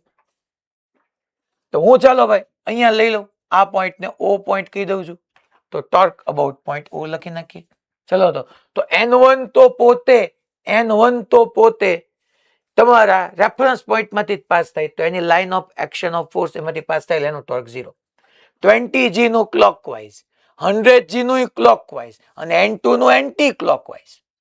નેટ 0 થવા માટે એટલીસ્ટ જેટલા બી ટોર્ક હોય એમાં અમુક ક્લોકવાઇઝ હોવા જોઈએ, અમુક એન્ટી ક્લોકવાઇઝ હોવા જ જોઈએ, તો જ નેટ ટોર્ક 0 થાય. તો ક્લોકવાઇઝ એટલે હું 30 સેન્ટીમીટર ઉડી જવાનું છે, ચિંતા ન કરતા. 30 into 20g લખું પ્લસ ક્લોકવાઇઝ માં ત્યાં વચ્ચે જ છે એક્ઝેક્ટલી, એટલે 50 into 100g લખું is equal two 20g into 30 100g into 50 is equal to આપણે ટોટલ આખું 100 છે, અહીંથી 30 છે એટલે 70 થવાનું, અહીંથી અહીંયા સુધીનું ડિસ્ટન્સ તમારું 70 સેન્ટીમીટર થવાનું. તો n2 એન્ટી ક્લોકવાઇઝમાં જાય છે, તો અહીંયા n2 into 70, અહીંથી તમારું n2 ઇઝીલી મળી જશે. જુઓ તો જી ને પહેલા એક કામ કરાય, 0 0 જવા દેવાય, 0 0 0 ગયા, તો 30 into 2 60 into g એટલે 600 આવ્યું, પ્લસ 50 into 10 એટલે 500 અને ઇન્ટુ પાછું 10 એટલે 5000 આવ્યું અહીંયા તો ભાઈ, upon 7. So n2 is equal to 5600 upon 7. તો આ શું આવશે? 800 આવશે,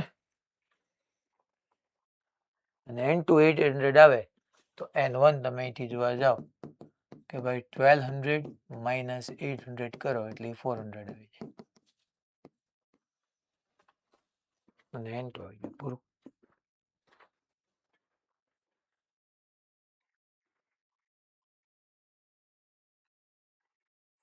રેડી?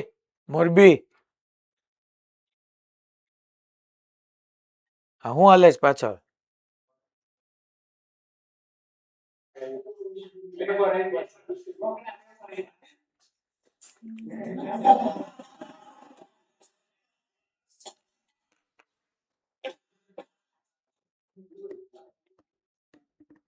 એમ નહીં, તમારે ત્યાં ઓફલાઈન નો લેક્ચર શરૂ હોય ત્યારે તમને આવી રીતના ક્લાસમાં આવીને પેપર આપી જાય?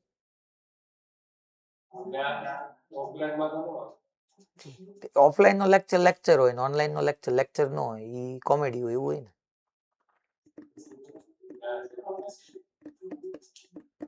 હે ઋત્વિકભાઈ,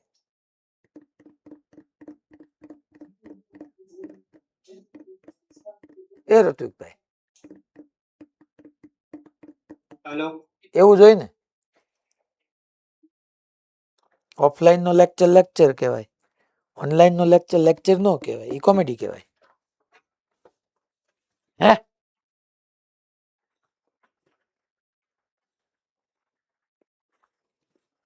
કાંઈ વાંધો નહીં, ચાલો.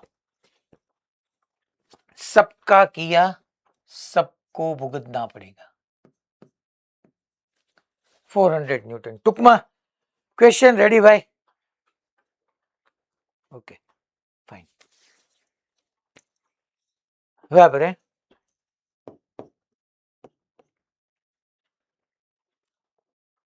Next question. હા ભાઈ, ક્યાં વાંચો 0 ઉડાડ્યો હતો? હા તો પછી પાછો જી છે ને બકા. આ ઓલા તારો વાંક નથી, ઓલા પેપર દેવા આવ્યા ને એનો વાંક છે.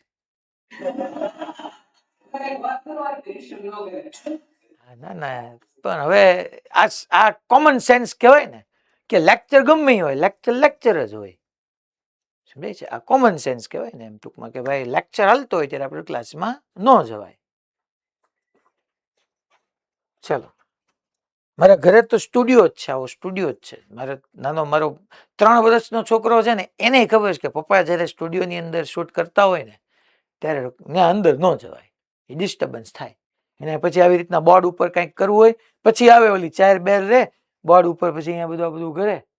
પણ સ્ટુડિયો જયારે ભણાવવાનું હોય ત્યારે ભણાવવાનું કામ થવું જોઈએ ને. ચલો હવે આ ક્વેશ્ચન કરીએ. આવો છોકરાઓ, એક HCB ની અંદર ક્વેશ્ચન ઓલરેડી આપેલો જ છે તમને. જો આ થોડો લેવલ વાઇઝ અપ થયો ક્વેશ્ચન, બરાબર શાંતિથી સમજજો. પેલા તમે બધા ક્વેશ્ચન ને નોટ ડાઉન કરી લો કે એક આવી રીતની રફ હોરિઝોન્ટલ સરફેસ છે, but A horizontal surface rough છે, રફ. આ એક વર્ટિકલ વોલ છે સ્મૂથ, અને એના ઉપર આવી રીતની એક એમ માસની એલ લેન્થની યુનિફોર્મ લેડર રાખી છે, યુનિફોર્મ લેડર.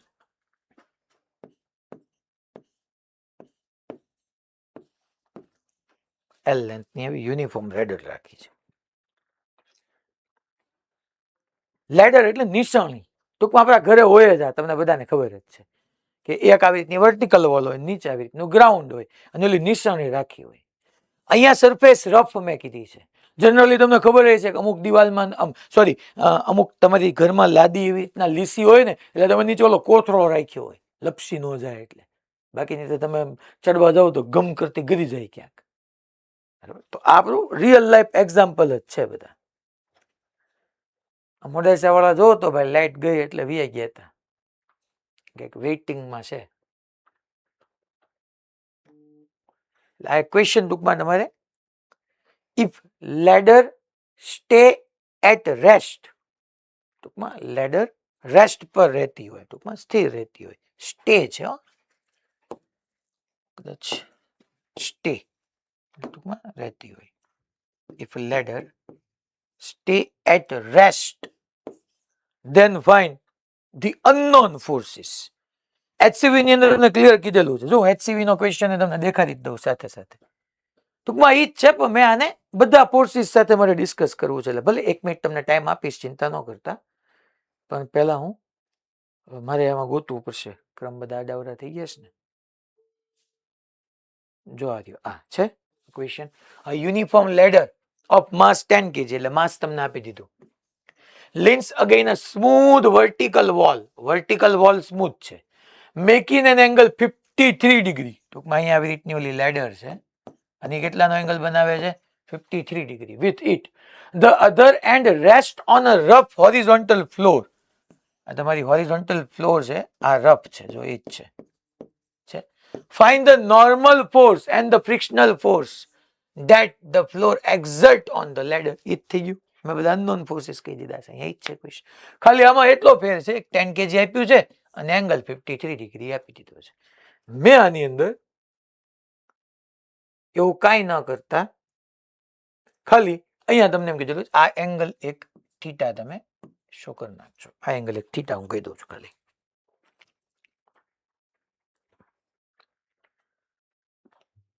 ચાલો, રેડી?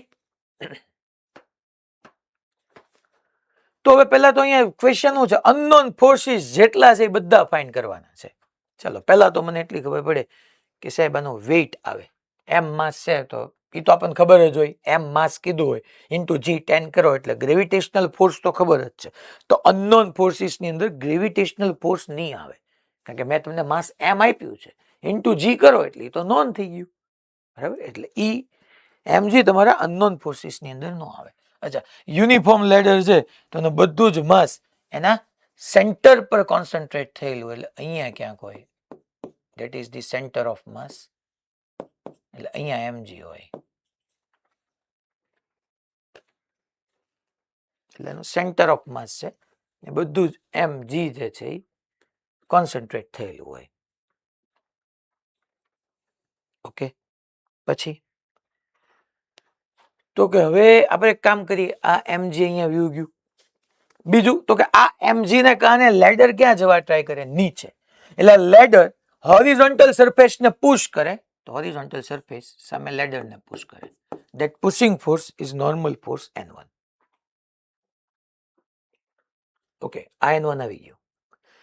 ડેફિનેટલી અહીંયા સરફેસ માની લો સ્મૂથ હોય તો ડેફિનેટલી આ જે છે આ જે લેડર, એ લેડર ડેફિનેટલી આ તમારી વર્ટિકલ વોલ ને પુશ જ કરે છે. માની લો અહીંથી વોલ ને તમે હટાવી દો, વર્ટિકલ વોલ ને હટાવી દો, નો ડાઉટ એ સ્મૂથ છે, ડોન્ટ વરી, એ સ્મૂથ છે. બટ તમે જેવું હટાવી દો એટલે છોકરાઓ આ આગળ જશે તો આ ખરેખર તમારી લેડરે વોલ ને પુશ કરે છે, વોલ લેડર ને પુશ કરશે. સાહેબ આ N2 કોને પરપેન્ડિક્યુલર ડ્રો કરવાનું? મેં કીધું તું જે એક્સટેન્ડેડ હોય એને પરપેન્ડિક્યુલર. યાદ કરો આપણો NLM નો લેક્ચર. NLM ના લેક્ચરમાં એક મેં આવો ક્વેશ્ચન કરાવ્યો હતો અને એક યાદ કરો આવી રીતનો ક્વેશ્ચન મેં કરાવ્યો હતો તમને, આમ હતો. તો આમાં રોડ ને પરપેન્ડિક્યુલર આવે, યાદ છે? તેથી તો હું આપણને લાગે કે આવું કંઈક છે નહીં, પણ આ તો આવા તો ક્વેશ્ચન જ છે. મોડ્યુલમાં છે લેડર પ્રોબ્લેમ. આ જે લેડર અહીંથી વોલ ટૂંકી કરીને અહીંયા સુધી એક્સટેન્ડ ન કરી શકે તો તમારો N2 અત્યારે જે પરપેન્ડિક્યુલર ડ્રો કર્યો એની ડાયરેક્શન બદલાઈ જાય. ઓકે, કઈ વાંધો નહીં, આ તમને યાદ અપાયું હતું મેં ખાલી. તો આવી રીતના N1 અને N2 આવી ગયા. અચ્છા, હજી એક સમજવામાં ખૂબ ધ્યાન રાખવું પડે એવું છે કે રફ હોરિઝોન્ટલ સરફેસ છે. આ તમારી હોરિઝોન્ટલ સરફેસ જે છે એ રફ છે, રફ. ઓકે, તો શું કરશું સર? હવે રફ હોરિઝોન્ટલ સરફેસ છે એટલે તમે એક કામ કરી શકો કે માની લો અહીંથી એને છોડીશ તો ડેફિનેટલી આ જે એન્ડ, ધ્યાન આપીને જોજો, જે એન્ડ તમારા હોરિઝોન્ટલ સરફેસ સાથે કોન્ટેક્ટમાં છે તો આગળ જવા ટ્રાય કરશે. જેવું તમે અહીંથી એને છોડ્યું, માની લો અહીંથી છોડ્યું અથવા વર્ટિકલ વોલ સેજ હટી તો ડેફિનેટલી આ એન્ડ તો આમ લેફ્ટ સાઈડ જવા ટ્રાય કરશે. તો એના રિલેટિવ મોશનનો ઓપોઝ કરતું ફ્રિક્શન રાઈટ સાઈડ જ લાગશે અને સ્ટેટિક જ હશે. સ્ટેટિક કેમ હશે? કારણ કે આ વોલ રેસ્ટ પર છે. રેસ્ટ પર હોય ત્યારે ફ્રિક્શન કયું હોય? સ્ટેટિક જ હોય ને. રિલેટિવ મોશન થતું હોય તો કાઇનેટિક ફ્રિક્શન આવે, બાકી તો સ્ટેટિક જ આવે. સાહેબ જમણી બાજુ કેમ? એવું કોઈ દી બનવાનું કે અહીંથી બોલ હટાવ્યું ને આ જે લેડર છે આમ ડાબી બાજુ ગઈ? નહીં, અહીંથી તમે છોડી દેશો એટલે આમ રાઈટ સાઈડ ફોર્સ એક્ઝર્ટ થતું હશે. કારણ કે N2 છે, તમે આમ બહુ કોમનલી એમ સમજી લો કે N2 કોના ઉપર લાગ્યું? લેડર પર. N2 કઈ ડાયરેક્શનમાં છે? લેફ્ટવર્ડ. ધેટ મીન્સ કે આખી આ તમારી લેડર પર N2 નામનું ફોર્સ લેફ્ટવર્ડ લાગે છે. આ તમારી સરફેસ રફ છે તો રિલેટિવ મોશનનો ઓપોઝ કરતું ફ્રિક્શન રાઈટ સાઈડ જ લાગે, એટલે એફએસ લાઇટવર્ડ. અચ્છા, હવે હું ફાઇન તો અનનોન ફોર્સીસ કયા થયા? તો કે N1 અનનોન થયું, N2 અનનોન થયું, ફ્રિક્શન અનનોન થયું. mg તો યાર એમ તો તમને આપ્યો છે, માની લો 10 kg કીધું, 10 into g કરો, એ તો નોન ફોર્સીસમાં 100 ન્યૂટન, તો એ નથી ફાઇન કરવાનું. આના જેવો જ સેમ આપણો તમારો HCV નો ક્વેશ્ચન છે, તમારે 10 kg લખીને આપ્યો, એંગલ 53 આપ્યો છે. તો એક ઈ તમે પ્રેક્ટિસ કરજો એટલે તમને આના જેવી જ ક્વેશ્ચનની પ્રેક્ટિસ મળી જાય. સોલ્યુશન લઈએ ચાલો. તો શું કરશું છે? પહેલા તો યાર મને એવું દેખાય છે કે રેસ્ટ કીધું છે એટલે નથી આ રોડ અપવર્ડ જતો, નથી ડાઉનવર્ડ જતો, નથી રાઇટવર્ડ જતો, નથી લેફ્ટવર્ડ જતો. તો મારે પહેલા ટ્રાન્સલેશનલ ઇક્વિલિબ્રિયમને ધ્યાનમાં લેવાય. ટ્રાન્સલેશનલ ઇક્વિલિબ્રિયમ, ટ્રાન્સલેશનલ ઇક્વિલિબ્રિયમ એટલે નેટ ફોર્સનું ઝીરો થવું. નેટ ફોર્સનું ઝીરો થવું એટલે વાયમાં અપવર્ડ હોય એટલું જ વાયમાં ડાઉનવર્ડ હોય, એક્સમાં જેટલું લેફ્ટવર્ડ હોય એટલું જ એક્સમાં રાઇટવર્ડ હોય. તો અહીંયા મારે લખી શકાય N1 is equal two upward force is equal two downward force, N1 is equal to mg. તો એક તો આન્સર મળી જ ગયો છોકરા. સાહેબ મળી ગયો કે ભાઈ? બકા મેં કીધું ને તને માસ 10 kg આપ્યું હતું તો 10 into g, g તો કોન્સ્ટન્ટ છે, તો 10 into 10 100 ન્યૂટન. તો તારું N1 100 ન્યૂટન નો આવી ગયું. અનનોન ફોર્સીસ તો ત્રણ જ છે, N1 N2 અને ફ્રિક્શન. એક તો મળી જ ગયું. આ મેં sigma F is equal to 0 કઈ ડાયરેક્શનમાં કર્યું? તો કે y ડાયરેક્શનમાં કર્યું. સાહેબ સેમ વસ્તુ તમે એક વખત x ડાયરેક્શનમાં કરો ને. હા લે ને બકા, x માં ક્યાં મૂવ કરે છે? તો રાઇટવર્ડ fs છે ને લેફ્ટવર્ડ N2 છે, તો fs is equal to N2. એ સાહેબ એનો મીનિંગ એમ થઈ ગયો બે અનનોન છે, બે સેમ જ છે. હા, N2 મળી જાય તો એ જ fs હશે, fs મળી જાય એ જ N2 હશે. સાહેબ તો પછી સ્ટેટિક ફ્રિક્શનની ફોર્મ્યુલા એપ્લાય કરો ને. મ્યુ સ્ટેટિક ફ્રિક્શનની ફોર્મ્યુલા હતી જ નહીં. ફોર્મ્યુલા મેક્સિમમ સ્ટેટિક ફ્રિક્શનની હતી કે કાઇનેટિક ફ્રિક્શનની હતી. તો અહીંયા તને એમ નહીં મળે. તો સાહેબ હવે શું કરું? હવે તારી પાસે અનનોન ફોર્સીસ હજી બે ગોતવાના બાકી છે. fs એ અનનોન છે, N2 અનનોન છે. હા, એક મળી જાય તો બીજું આપોઆપ મળી જવાનું છે, કારણ કે બે સેમ જ છે. તો એની માટે મારે વિચાર કરવો પડે રોટેશનલ ઇક્વિલિબ્રિયમનો. રોટેશનલ ઇક્વિલિબ્રિયમનો વિચાર કરવો પડે. અને રોટેશનલ ઇક્વિલિબ્રિયમ માટે હું sigma tau is equal to 0 કહી દઈશ. Sigma tau is equal to 0 કહી દઈશ. હવે ટોર્ક આવે એટલે વિચારવું પડે સાહેબ મારે કોની અબાઉટ ટોર્ક લખવું? હે સાહેબ, તો જોઈએ આપણે ગમે એ પોઈન્ટ. હવે મને એમ કહો, તમે અહીંયા પોઈન્ટ તરીકે માની લો હું આ એક પોઈન્ટ એ લખી નાખું, પોઈન્ટ તરીકે માની લો હું એક પોઈન્ટ અહીંયા એ લખી નાખું, પછી સેન્ટર ઓફ માસ વાળો બી કહી દઉં, અહીંયા સી કહી દઉં, કયું લેવાય? હે હું તો એમ કહું હારામાં હારો પોઈન્ટ એ લેવાય. એને બહુ ટોર્ક ઝીરો કરો ને તો ફાયદો શું થઈ જાય ખબર છે? કે N1 અને FS બેના ટોર્ક તો ઝીરો થઈ જાય, તો ખાલી N2 ને mg બે જ વધે, અને બે વધે એટલે N2 મળી જાય, N2 મળી જાય એટલે FS મળી જ ગયો સામે. તો મેં રોટેશનલ ઇક્વિલિબ્રિયમમાં એ પોઈન્ટને બહુ ટોર્ક ઝીરો કર્યો. તો N1 ની લાઇન ઓફ એક્શન નો ફોર્સ એમાંથી પાસ થઈ ગઈ એટલે N1 નું ટોર્ક નહીં આવે, FS નું ટોર્ક નહીં આવે, mg નું આવશે? હા આવશે. આ તમારી જોવો તો આ શું થઈ કહેવાય? તો કે mg માટેની લાઇન ઓફ એક્શન નો ફોર્સ R ક્રોસ mg કરવાનો, R ક્રોસ mg, અને N2 ની લાઇન ઓફ એક્શન નો ફોર્સ યાદ કરો. અહીંયા ટોર્ક તમે R ક્રોસ F કરવા જાવ ને ગાંડા થઈ જાવ, એની કરતા બેસ્ટ ઇક્વેશન છે F into R perpendicular. Force તરીકે mg લીધું, એ થી એનું પરપેન્ડિક્યુલર ડિસ્ટન્સ લખી નાખો. ફોર્સ તરીકે N2 લીધું તો એનું એ થી પરપેન્ડિક્યુલર ડિસ્ટન્સ લખી નાખો. ચાલો તો mg નું ટોર્ક R ક્રોસ F કરો તો ક્લોકવાઇઝ છે, N2 નું ટોર્ક R ક્રોસ F કરો તો એન્ટી ક્લોકવાઇઝ છે. આ ક્લોકવાઇઝ, આ એન્ટી ક્લોકવાઇઝ, ક્લોકવાઇઝ ટોર્ક ને એન્ટી ક્લોકવાઇઝ ટોર્ક બેલેન્સ કરી નાખે.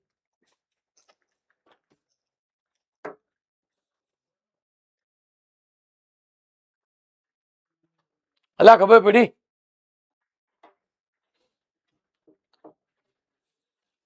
Okay fine. તો F ઇન્ટુ R પરપેન્ડિક્યુલર, ચાલો ક્લોકવાઇઝ એન્ટી ક્લોકવાઇઝ, એક ટોર્ક હું mg લઈ લઉં સાહેબ. હાલો ફોર્સ mg ગયો, R પરપેન્ડિક્યુલર, mg નું આટલું થયું સાહેબ, આટલું ડિસ્ટન્સ પરપેન્ડિક્યુલર ડિસ્ટન્સમાં આવે. એ કેમ ગોતશો? હવે આ તો સેન્ટર ઓફ માસ હોય, આ L છે. જો આ sin θ આપ્યું બકાદાને તો sin θ ઇઝ ઇક્વલ ટુ 2 નો કહી શક, sin θ is equal to opposite upon hypotenuse એટલે L નો થઈ ગયું.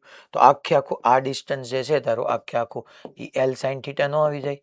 હા તો આ ડિસ્ટન્સ તારું નો આવી જાય બકા, L sin θ બાય 2, તો પરપેન્ડિક્યુલર ડિસ્ટન્સ લખી નાખ L sin θ બાય 2. આ ક્લોકવાઇઝ ટોર્ક એને બેલેન્સ કરે છે N2 નો એન્ટી ક્લોકવાઇઝ ટોર્ક. આ N2 અને તારા એ પોઈન્ટ થી આ N2 જે ફોર્સ છે line of action of force નું એ થી પરપેન્ડિક્યુલર ડિસ્ટન્સ, સર આ પરપેન્ડિક્યુલર ડિસ્ટન્સ કેટલું કહેવાય? તો કે આ જેટલું હોય એટલું જ આ હોય. સાહેબ આ કેટલું આવે? તો કે cos θ એપ્લાય કરવાનું, θ એટલે જ તને આપ્યો છે. આ θ અહીંયા આપવાને બદલે અહીંયા બી આપી શકે. તો cos θ is equal to adjacent upon hypotenuse. cos θ is equal to આપણે એપ્લાય કરી દઈએ એડજસન્ટ અપોન હાઇપોટેન્યુસ, L જ છે. તો આ L cos θ થઈ ગયું. તો અહીંયા ઇન્ટુ ઇન્ટુ લખી નાખું હું L cos θ. જેટલું આ એટલું જ આ છોકરા, આ તમારું L cos θ જ આવ્યું. ઓકે ચાલો તો હવે શું અહીંથી કેન્સલ થશે? તો કે સાહેબ L L કેન્સલ થઈ જાય, તો mg sin θ by 2 is equal to N2 cos θ. સાહેબ તો N2 is equal to mg by 2 tan θ થઈ જાય. યસ, અને જે N2 છે એ જ તમારું FS છે. સાહેબ આ જ આન્સર કેમ રાખ્યો? એટલે કહું છું ને, એમ તો તમને આપ્યું હોય ખબર હોય, G કોન્સ્ટન્ટ છે એટલે એ ખબર હોય, થીટા તમને અહીંયા મેં કીધેલો છે, થીટા ગિવન છે. હમણાં 53 ડિગ્રી કેમ ઓલા HCV માં ક્વેશ્ચનમાં તો થીટા આપ્યો હોય, એમ આપ્યું હોય, થીટા આપ્યો હોય, એમ આપ્યો, બાકી બધું તો તમને મળી જ જવાનું. તો એ જ તમારો ફાઇનલ આન્સર થઈ ગયો. અને જે N2 છે એ જ FS છે.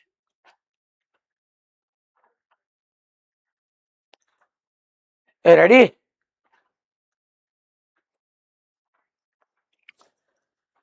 સારું ચાલો હજી એક આપણે ક્વેશ્ચન લઈએ સરસ મજાનો. તો ટૂંકમાં આ બધા ક્વેશ્ચનની પ્રેક્ટિસ તમને મળી રહે એટલા માટે HCVમાં આજે હજી ઘણા બધા એવા ક્વેશ્ચન છે, ટ્રાય કરજો કે જે તમને મેઇન હેબિચ્યુઅલ તમે થઈ જાઓ ટ્રાન્સલેશનલ ઇક્વિલિબ્રિયમ અને રોટેશનલ ઇક્વિલિબ્રિયમને કેવી રીતના લેવું એમાં. અચ્છા આ વર્ટિકલ પ્લેન છે, ચલો એ શું છે? એક વર્ટિકલ પ્લેન. અને આ વર્ટિકલ પ્લેનની અંદર આવી રીતનો આખો એક આ સપોર્ટ છે, એક એની અંદર એમ માસ L લેન્થનો યુનિફોર્મ રોડ લીધો છે અને અહીંથી એક માસલેસ સ્ટ્રિંગને બાંધી દીધી છે. ટૂંકમાં આ તમે સમજી લો ને, આ એક આપણી વોલ જ હોય, આ વર્ટિકલ પ્લેન છે ને આપણી વોલ જ છે, સમજી લો ને તમે. એની અંદર એક એમ માસનો L લેન્થનો યુનિફોર્મ રોડ એક આવી રીતની માસલેસ સ્ટ્રિંગ વડે બાંધ્યો છે. અહીંયા આ એંગલ થીટા આપ્યો છે. આ બધું જ ગિવન છે. પહેલા થીટા બીટા બધું આપ્યું જ છે તમને. અને મારે આમાં ટેન્શન ફાઇન્ડ કરવું છે અને હિંજ ફોર્સ અહીંથી તમારા હોરિઝોન્ટલ રોડને હિંજ કરી દીધો છે વચ્ચેથી. તો હિંજ ફોર્સ એ કીધું છે અને આ ટોટલ તમારી લેન્થ L છે. ચલો અહીંયા હું ક્વેશ્ચનને તમે પેલા ડ્રો કરી લ્યો.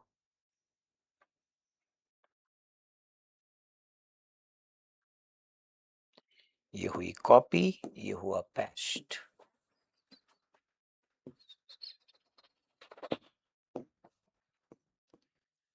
Zoom, zoom, zoom, zoom, zoom, zoom, zoom, zoom.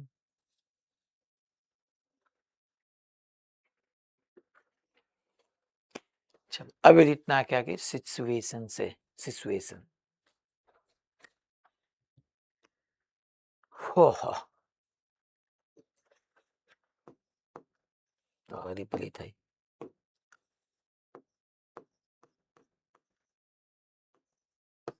Solution.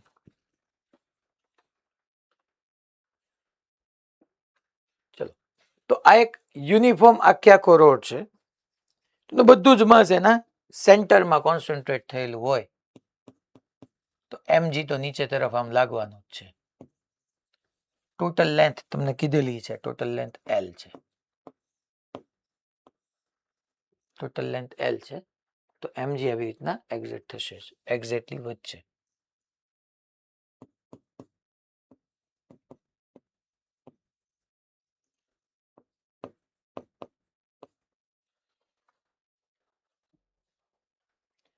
અચ્છા આ mg ના કારણે નીચે જવા ટ્રાય કરે તરત સ્ટ્રિંગ છોકરાઓ ખેંચાય. દોરીમાં તો ખેંચાણ આવે જ તે. તો કોન્ટેક્ટ પોઈન્ટ થી તમને ખબર જ છે કોન્ટેક્ટ પોઈન્ટ થી ટુવર્ડ સ્ટ્રિંગ. કોન્ટેક્ટ પોઈન્ટ થી ટુવર્ડ સ્ટ્રિંગ આમ તમારું ટેન્શન ડેવલપ થાય એટલે એના બે કમ્પોનન્ટ આવી જાય. જો એક કમ્પોનન્ટ આમ જાય, એક કમ્પોનન્ટ આમ જાય. આ થીટા છે સોરી ટી છે તો ટી કોસ થીટા થઈ જાય. ટી આવે તો આને આપણે ટી કોસ થીટા કહી દઈએ છીએ અને આને આપણે ટી સાઇન થીટા કહી દઈએ છીએ. અચ્છા હવે છોકરાઓ જો કે અહીંયા હોરિઝોન્ટલમાં ફોર્સ છે. હિંજ ફોર્સ વિચારવાનો ટાઈમ આવી ગયો. હિંજ ફોર્સમાં સાહેબ આપણે ઉપર લેવું નીચે લેવું કેમ લેવું? તો કે જો તો આ રોડ પર નીચે તરફ mg છે, રોડ પર ઉપર તરફ ટી સાઇન થીટા છે એટલે ડેફિનેટલી રોડ આ હિંજની રિસ્પેક્ટમાં કાં તો નીચે કાં તો ઉપર જવા ટ્રાય કરશે. તો હું વિચારી લઉં કે જો રિલીઝ કરશો એટલે ઉપર તરફ આ હિંજ ફોર્સનો તમારો વર્ટિકલ કમ્પોનન્ટ આવી ગયો. પણ સાહેબ તમારે વર્ટિકલ કમ્પોનન્ટ કીધું એટલે હોરિઝોન્ટલ હશે ને? હા જો ને ટી કોસ થીટા જે છે, ટી કોસ થીટા જે છે ટેન્શનનો ટી કોસ થીટા વાળો કમ્પોનન્ટ એ રોડ પર ફોર્સ લગાડ્યું. રોડે ડેફિનેટલી આ સપોર્ટ જે હિંજ છે ત્યાં લેફ્ટવર્ડ ફોર્સ લગાડ્યું. હિંજ તો ફિક્સ જ હોય તો અહીંયા તમારો હિંજ ફોર્સ જે છે એનો હોરિઝોન્ટલ કમ્પોનન્ટ આવે, હિંજ ફોર્સનો વર્ટિકલ કમ્પોનન્ટ આવે. Net hinge force under route fh² plus fv² થી થવાનું છે. કારણ કે ટી કોસ થીટા ટેન્શનનો એ કમ્પોનન્ટ રોડને ધક્કો મારે છે. આવ્યું રોડને પુશ અને પુલ બે કરી શકીએ. સ્ટ્રિંગને જ આપણે પુલ કરી શકીએ, પુશ ન કરી શકીએ. તો રોડ છે. તો ઓકે સાહેબ ચાલો fh અને fp બે આવી ગયું, બે પરપેન્ડિક્યુલર. તો નેટ તમને અહીંથી હું ફાઇન્ડ કરવાનું કહીશ. આ જે છે તમારું f નેટ થયું, નેટ હિંજ ફોર્સ થયું. તો સાહેબ હવે આમાં શું કરાય? ક્વેશ્ચનને ડિસ્કસ કરવામાં આમાં શું કરાય? આમાં બકા કાંઈ ન કરાય. આમાં જો તો હમણાં આપણે પહેલા ટ્રાન્સલેશનલ ઇક્વિલિબ્રિયમમાં વીએ જઈ. હાલ પેલા upward force is equal two downward force. તો પહેલા આપણે હેડિંગ આપી દઈએ કે આપણે ડિસ્કશન ટ્રાન્સલેશનલ ઇક્વિલિબ્રિયમ માટે કરીએ છીએ. એટલે એમાં આપણે sigma F is equal to 0 કરવાના છીએ. બટ અહીંયા ફોર્સિસ એક્સ અને વાય બેયમાં છે. પહેલા હું વાય ડાયરેક્શન માટે વિચાર કરવા જાઉં તો વાય ડાયરેક્શનમાં અપવર્ડ કયા કયા છે? તો કે એક એફવી છે, એક ટી સાઇન થીટા છે અને ડાઉનવર્ડ એમજી છે. તો વાય ડાયરેક્શનમાં તો કહી દો અપવર્ડ ફોર્સ એફવી, હિંજ ફોર્સનો vertical component plus T sine theta અને ડાઉનવર્ડ એમજી. અચ્છા સર એક્સ ડાયરેક્શનમાં મારે શું કહેવાય? તો કે ભાઈ એક્સ ડાયરેક્શનમાં છોકરાઓ લેફ્ટવર્ડ એફએચ છે, રાઇટવર્ડ ટી કોસ થીટા છે. તો F H is equal two T cos theta આવી ગયું. Okay sir done. તમને શું ફાઇન કરવાનું કીધું છે? પહેલા ટેન્શન. સાહેબ આમાંથી તો સારું ક્યાંય ટેન્શન આપણને મળે એવું લાગતું નથી. તારી વાત સાચી જ છે કે આમાંથી આપણને ક્યાંય ટેન્શન મળે એવું લાગતું નથી. તો હવે સાહેબ શું કરી શકીએ? હિંજ ફોર્સ તો ઠીક છે, હાલો એ તો આપણે ગોતી નાખશું, પણ પહેલા આપણે ટેન્શન જોતું હોય તો હવે હું રોટેશનલ ઇક્વિલિબ્રિયમને યાદ કરું. કારણ કે આમાં જુઓ ને, એફ વી, એફ એચ અને ટી 3 અનનોન છે. થીટા તમને આપ્યું હતું, હિન્જ ફોર્સ નો વર્ટિકલ કમ્પોનન્ટ એ નથી ખબર, હિન્જ ફોર્સ નો હોરિઝોન્ટલ કમ્પોનન્ટ એ નથી ખબર, ને ટેન્શન એ નથી ખબર. 3 અનનોન, 2 ઇક્વેશન. સોરી, રોટેશનલ ઇક્વિલિબ્રિયમમાં જઈએ. રોટેશનલ ઇક્વિલિબ્રિયમમાં મારે શું કરવું પડશે? તો કે સાહેબ સિગ્મા 2 ઇઝ ઇક્વલ ટુ 0 કરાય.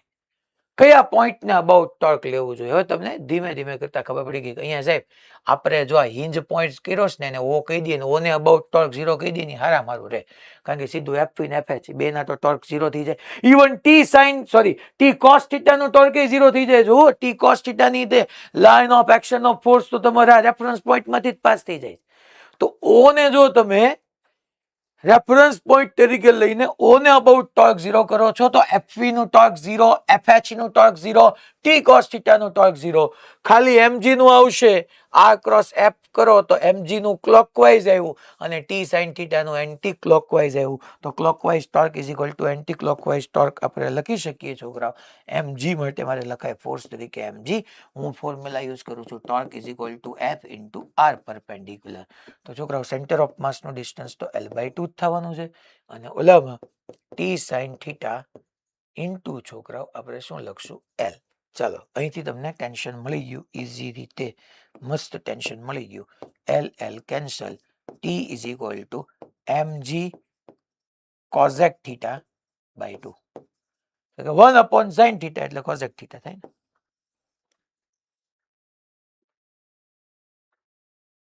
ટી મળી ગયું. અહીં જ ફોર્સ જોતું છે. તમને કહું મળી ગયું. અચ્છા, હવે અહીંથી હિન્જ ફોર્સ નો વર્ટિકલ ને હોરિઝોન્ટલ કમ્પોનન્ટ ફાઇન્ડ કરી નાખું. Why not? Yes, why not? તો જો તો આપણે શું કરી શકીએ? હિન્જ ફોર્સ નો હોરિઝોન્ટલ કમ્પોનન્ટ ટી ની જગ્યાએ મૂકી દો ભાઈ, mg/2 કોઝેક થીટા એટલે પાછું 1 sin થીટા લખી નાખું. કારણ કે ન્યા ટી કોસ થીટા છે તો ઇન્ટુ કોસ થીટા, અને તમને ખબર કોસ અપોન સાઇન કરો તો તમને કોટ મળી જાય.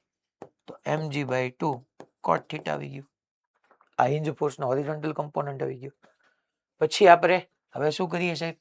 હવે અહીંયા આવી જઈએ, હિન્જ ફોર્સ નો વર્ટિકલ કમ્પોનન્ટ ફાઇન્ડ કરી નાખીએ. બકા એમ કઈ થોડું હાલશે જિંદગીમાં? હે, વર્ટિકલ કમ્પોનન્ટ તો vertical component F V is equal to શું આવવાનું છે? તો કે ભાઈ તું એમજી છે ને એમાંથી માઇનસ ટી સાઇન થીટા કર, એમાંથી માઇનસ ટી સાઇન થીટા કર, પણ ટી ની જગ્યાએ હું મૂકીશ? તું mg/2. અચ્છા, કોસેક થીટા એટલે પાછું હું સાઇન થીટા જ લખી નાખું અને ઇન્ટુ સાઇન થીટા છે જ તે. સાઇન થીટા હારા ડોહાની ભલી થાય. સાઇન થીટા ઉલ્લી ગયું તો mg માઇનસ mg/2 એટલે mg/2. તને હિન્જ ફોર્સ નો વર્ટિકલ કમ્પોનન્ટ આવી ગયું. તને નેટ જે ફોર્સ પૂછ્યું ને તો F net is equal to under રૂટમાં હોરિઝોન્ટલ કમ્પોનન્ટ નો સ્ક્વેર અને વર્ટિકલ કમ્પોનન્ટ નો સ્ક્વેર કરી નાખ. સિમ્પ્લિફાય કર.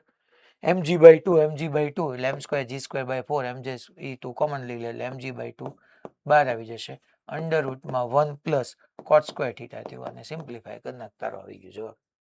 જે રીતના જવાબ આપ્યો એ લખી નાખવાનો. આ તમારો આન્સર થઈ ગયો ફાઇનલી. ટૂંકમાં આ બીજો જે પ્રશ્ન પૂછ્યો તો એનો આન્સર પહેલા.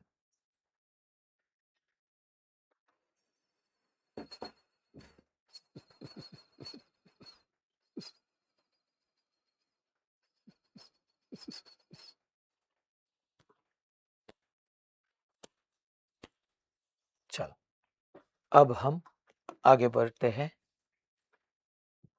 હવે એક બાકી આપણા થઈ ગયો. વાવ, થઈ ગયો. વાવ, હાય હાય, હાય હાય, થઈ ગયું. એ થઈ ગયું. એ થઈ ગયું. એ થઈ ગયું. આ તમને મેં અચ્છા, આ એક હવે હોમવર્કમાં આપું છું. આ એક હોમવર્કમાં આપ્યો. આ કરાવો હાલો. શેના પર જોરદાર ઓલું ખબર હતું તમે બેડમિન્ટન ની એની અંદર મેચમાં એવી રીતના બેઠ હોય રેફરી.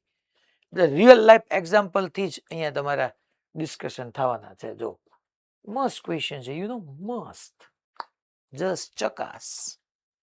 ચાલો, the ladder shown in figure, ladder છે shown in figure has negligible mass. ટૂંકમાં લેડર નું ક્યાંય માસ લેવાનું નથી. And rest on a frictionless floor. તમારો જે ફ્લોર છે એ ફ્રિક્શનલેસ છે. ઓકે, ફ્રિક્શનલેસ ફ્લોર કીધું છે. પછી કીધું છે the cross bar connect to leg. જો આ બધું સમજાવવું જોઈએ. ટુ લેગ એટલે આ હોય છોકરાઓ. જો આ ટુ લેગ, આ ફર્સ્ટ લેગ, આ સેકન્ડ લેગ, અને આ ક્રોસ બાર થઈ ગયું, એને કનેક્ટ કરતો. આ બધું સમજવું પડે. પછી શું કે છે the cross bar connect to legs of the ladder at middle પાસેથી, એટલે મિડલ થઈ ગયું ટૂંકમાં. આ મિડલ પાસેથી આપણે ક્રોસ બાર કનેક્ટ કર્યું છે.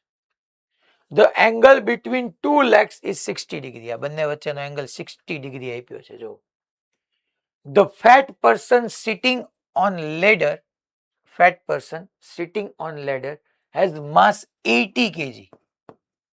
80 kg છે. Find the contact force exerted by the floor on each leg and the tension in the crossbar. Crossbar માં એક ટેન્શન જોઈએ છે, અને બીજું કોન્ટેક્ટ ફોર્સ. કોન્ટેક્ટ ફોર્સ એટલે નોર્મલ તમને શો કરીને જ આપ્યું છે. કોન્ટેક્ટ ફોર્સ એટલે બેઝિકલી નોર્મલ તમને શો કરીને જ આપ્યું છે. નોર્મલ ને ટેન્શન બે જોઈ છે મારે. કોકને તો આમાં તો કેવું અઘરું છે. હાવ ઇઝી છે યાર. નોર્મલ તમને શો કરીને આપ્યો. હાલો બધું જ તે આ નોર્મલ તમને અપવર્ડ અહીંયા આપ્યો જ છે લખીને. આઈ નોર્મલ તમને અપવર્ડ આપ્યો જ છે. અચ્છા, અહીંયા એનું વેઇટ કેટલું છે? 80 kg છે એટલે 80 g આવશે. અહીંયા આમ ટેન્શન, અહીંયા આમ ટેન્શન, આ બધું તમને આપ્યું જ છે. પહેલા તમને નોર્મલ ફોર્સ ફાઇન્ડ કરવાનું કીધું, પછી ટેન્શન ફાઇન્ડ કરવાનું કીધું. ચલો આપણે સોલ્યુશનમાં આવી જઈએ. તો અહીંયા આ આખું રેસ્ટ પર છે એટલે નથી આ નીચે જતું, નથી ઉપર જતું. રેસ્ટમાં હોય એટલે આપણે ટ્રાન્સલેશનલ ઇક્વિલિબ્રિયમમાં આવી જઈએ. તો ટ્રાન્સલેશનલ ઇક્વિલિબ્રિયમ માટે તમને ખબર જ છે sigma F is equal to 0 થાય. અહીંયા એક્સમાં ફોર્સ છે જ નહીં. છે ને સાહેબ, ટીન ટી છે પછી તો અંદર કેન્સલ આઉટ થઈ ગયા. વાયમાં અપવર્ડ ફોર્સ કયા થયા? એન 2n અને ડાઉનવર્ડ ફોર્સ 80g. તો પૂરું થઈ ગયું ને યાર. Upward 2n is equal to downward 80g. તો n is equal to 400 newton. મારો આન્સર અને HCV નો આન્સર મેચ નહીં થાય બીકોઝ ઓફ હું g is equal to 10 લઉં છું અને g is equal to 9.8 લીધું હશે. એટલે સ્લાઇટ આપણા આન્સરોની અંદર ડિફરન્સ આવશે. નોર્મલ ફોર્સ તો મળી ગયું. હવે બીજું શું ફાઇન્ડ કરવાનું આવ્યું? તો કે ટેન્શન ફાઇન્ડ કરવાનું છે. ક્રોસ બાર ની અંદર ટેન્શન, RUT. સાહેબ તો હવે શું કરાય? હવે તમારે બુદ્ધિ થોડીક વિચારવાની છે. હવે જ સાચું છે જે છે. આ તો ઈઝી હતું. તો શું કરીએ ગઈ સાહેબ? જુઓ તો હું એક કામ કરું સાહેબ, ટોર્ક લખો. હવે તમે તો એવું સમજાવ્યું છે ને કે ભાઈ બીજું આપણે રોટેશનલ ઇક્વિલિબ્રિયમ લેવાનું. સાચી વાત છે. લે રોટેશનલ ઇક્વિલિબ્રિયમ ભાઈ. રોટેશનલ ઇક્વિલિબ્રિયમ ધેટ મીન્સ કે આપણે છોકરાઓ sigma tau is equal to 0 કરવાનો. સાહેબ તો ટોર્ક છે તો ટોર્ક લેવું ક્યાંથી? એ પ્રશ્ન નો આવે સાહેબ કે ટોર્ક લેવું તો લેવું ક્યાંથી? સાચી વાત છે. હવે સાહેબ જોવો તો હું આખી લેડર પર ટોર્ક લઉં તો શું થાય? જોવો અહીંથી હું ટોર્ક લઉં. હાલો તમને સમજાવું છું, બાકી સીધું કહી શકું. અહીંથી ટોર્ક લઉં તો નોર્મલ ફોર્સ નું 0 થઈ જાય. આનું આવે, આનું ક્લોકવાઇઝ આવે, પછી આ નોર્મલ નું એન્ટી ક્લોકવાઇઝ આવે. Okay done. પછી આ ટેન્શન નું જોવા જાવ તો આ ટેન્શન, આ રાઇટવર્ડ ટેન્શન, આનું આ આર અને આ ટી, તો આ ક્લોકવાઇઝ આવે અને આને એક્સટેન્ડ કરો તો એનું એન્ટી ક્લોકવાઇઝ આવે. તો જે ટેન્શન નું એક ક્લોકવાઇઝ ટોર્ક આવ્યું એ જ ટેન્શન નું એન્ટી ક્લોકવાઇઝ ટોર્ક આવે. તો હારું એક ક્લોકવાઇઝ એક એન્ટી ક્લોકવાઇઝ, તો હામી ટીઆર તો કેન્સલ થઈ જાય. તો એમ નો કરાય બગા, એમ નો કરાય. ખોટી વાત થઈ ગઈ. મેં હું કીધું એ સમજાયું ને? હું આ પોઈન્ટ ને અબાઉટ n નું 0 થઈ ગયું, આ n નું આવ્યું એન્ટી ક્લોકવાઇઝ, mg નું ક્લોકવાઇઝ. બટ બે ટેન્શન રાખીશ, ગમે એ પોઈન્ટ લઈશ, બે ટેન્શનની ડાયરેક્શન જુદી છે. એટલે બે ટેન્શનની ડાયરેક્શન જુદી છે, આવું કરવા ગયો એટલે એક વાત પાકી જ છે છોકરાઓ, કે ભાઈ તમારું ટેન્શન જુદું જુદું, બે ની ડાયરેક્શન જુદી છે, એટલે આખી લેડર માટે એપ્લાય કરીશ તો એક ટેન્શનનું ટોર્ક ક્લોકવાઇઝ આવતું હશે, બીજા ટેન્શનનું એન્ટી ક્લોકવાઇઝ આવશે. એટલે અહીંયા મારે નેટ ટોર્ક 0 રોટેશનલ ઇક્વિલિબ્રિયમ આખી લેડર માટે સીધે સીધું એપ્લાય ન કરાય. કાં તો લેડર છે એના લેફ્ટ લેગ માટે કરાય, કાં તો રાઈટ લેગ માટે કરાય. કારણ કે આખી લેડર માટે લેવા જાઉં છું તો બે ટેન્શન મારે કન્સિડર કરવા પડશે, અને બે ટેન્શન કન્સિડર કરીશ તો એકનું ક્લોકવાઇઝ આવશે ને એકનું એન્ટી ક્લોકવાઇઝ આવશે, તો બચશે જ નહીં ને, ટી ને કેન્સલ થઈ જશે. હું લાવું શું? મારે ટેન્શન ફાઇન્ડ કરવું જ ને, મારે હવે ફાઇન્ડ ટેન્શન કરવું છે. તો સાહેબ હવે હું એક કામ કરું, આ એક પોઈન્ટ લઈ લઉં. ચલો ભાઈ, આપણે આ પોઈન્ટ લઈ લઈ, અને આ પોઈન્ટ લઈને આપણે સાહેબ આને હું રેફરન્સ પોઈન્ટ લઉં, પણ ખાલી લેફ્ટ સાઈડ પર જ. એટલે રોટેશનલ ઇક્વિલિબ્રિયમ લઉં છું, પણ લખી નાખું છું ઓન લેફ્ટ લેગ. તમને એને કીધું જ છે કે ટોટલ જે છે લેડર છે એમાં 2 લેગ છે, એમાં હું લેફ્ટ લેગ પર એપ્લાય કરું છું, લેફ્ટ લેગ. એટલે શું થશે કે આ એક જ ટી કાઉન્ટમાં મારે લેવાનો આવશે. મેં હું કીધું ખબર પડી? એટલે જે ઓલું કેન્સલ આઉટ થતું હતું એ એટલીસ્ટ કેન્સલ આઉટ નહીં થાય. હવે એમાંય થશે પોઈન્ટ કયો લેવો. હવે હાલો આનું નોર્મલનો ફોર્સ તો 0 થઈ ગયો. આમાં હું તમને એમ કહી શકું કે 80 kg છે, બધું એક્ઝેક્ટલી વચ્ચે છે સાહેબ, તો આ ડિસ્ટન્સ મારે ફાઇન્ડ કરવું પડશે. હા, કરવું પડશે. પણ એની કરતા હું તમને એમ કહું કે છોકરાઓ તમે આ પોઈન્ટ લીધો હોત તો કેમ લે? જો તો આ પોઈન્ટ માની લો હું પી પોઈન્ટ કહી દઉં અને પી ને અબાઉટ ટોર્ક 0 કહી દઉં, સિગ્મા ટો 0 કહું, પણ અબાઉટ પી, તો બેનિફિટ શું થાય? 80g નું ટોર્ક તો 0 થઈ ગયું. નોર્મલ મારી પાસે છે, ટેન્શન જોઈ છે, કામ મોજડી થઈ જાય. હાલો તો 80g નું તો 0 થઈ ગયું. હાલો પેલા નોર્મલ નું લખો બકા. નોર્મલ નું તો કે નોર્મલ ની આ line of application of force, sorry line of action of force, અને અહીંથી અહીંયા માની લો આપણે ટોર્કની ફોર્મ્યુલા શું ભણ્યા છીએ કે ફોર્સ ઇન્ટુ આર પરપેન્ડિક્યુલર કરો. નોર્મલ ફોર્સ વાય માં છે, તો પી પોઈન્ટ જે તમે નક્કી કર્યું છે, આ પી પોઈન્ટ તમે જે નક્કી કર્યું તો આ પરપેન્ડિક્યુલર ડિસ્ટન્સ આ લેવું પડે. જો મને 30 ડિગ્રી કીધું છે, ટોટલ હાઈટ 2 મીટર છે, તો અહીંથી મારે જો તો ફોર્સ તરીકે હું શું લખું? ફોર્સ તરીકે હું નોર્મલ લખું, અને પરપેન્ડિક્યુલર ડિસ્ટન્સ કેટલું લખું? તો કે આ પરપેન્ડિક્યુલર ડિસ્ટન્સ થાય તો આપણને ખબર જ છે છોકરાઓ કે tan 30 is equal to opposite upon adjacent. Adjacent 2 થઈ ગયું, તો ઓપોઝિટ તમારી પાસે 2 tan 30 આવી ગયું.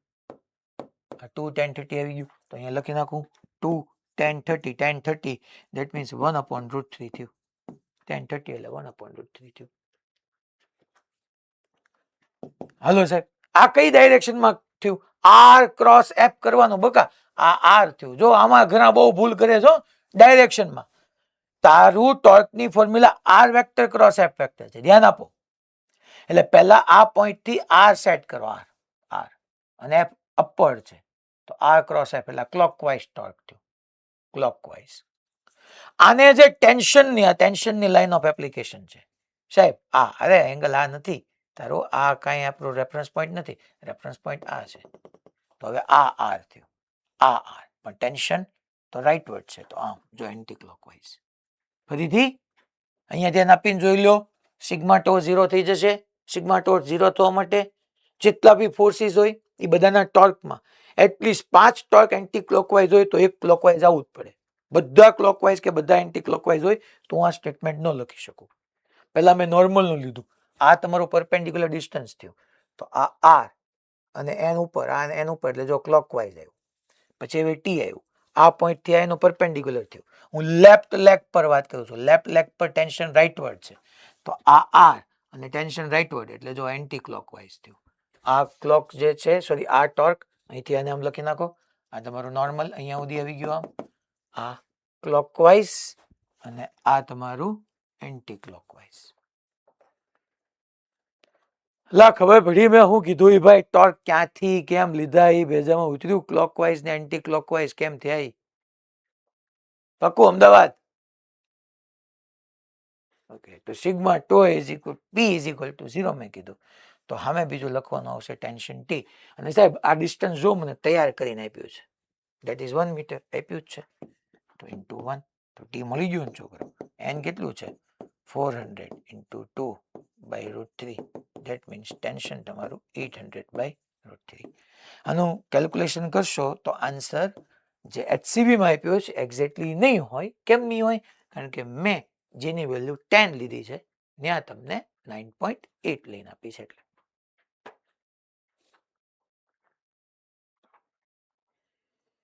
આખી લેડર માટે એપ્લાય કરતા હતા તો શું થતા હતા? તો સાહેબ ટેન્શનના ટોર્ક વ્યા જતા હતા.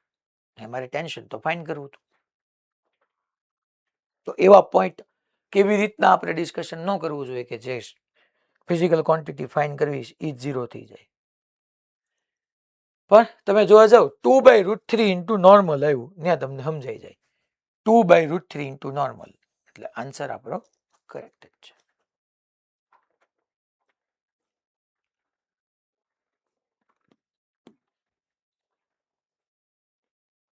પછી છોકરાઓ જો અમે કાલ ભણાવ્યો તો એ તમને a particle is projected at t is equal to 0 from a point P where speed is v0 at an angle of 45 degree with horizontal.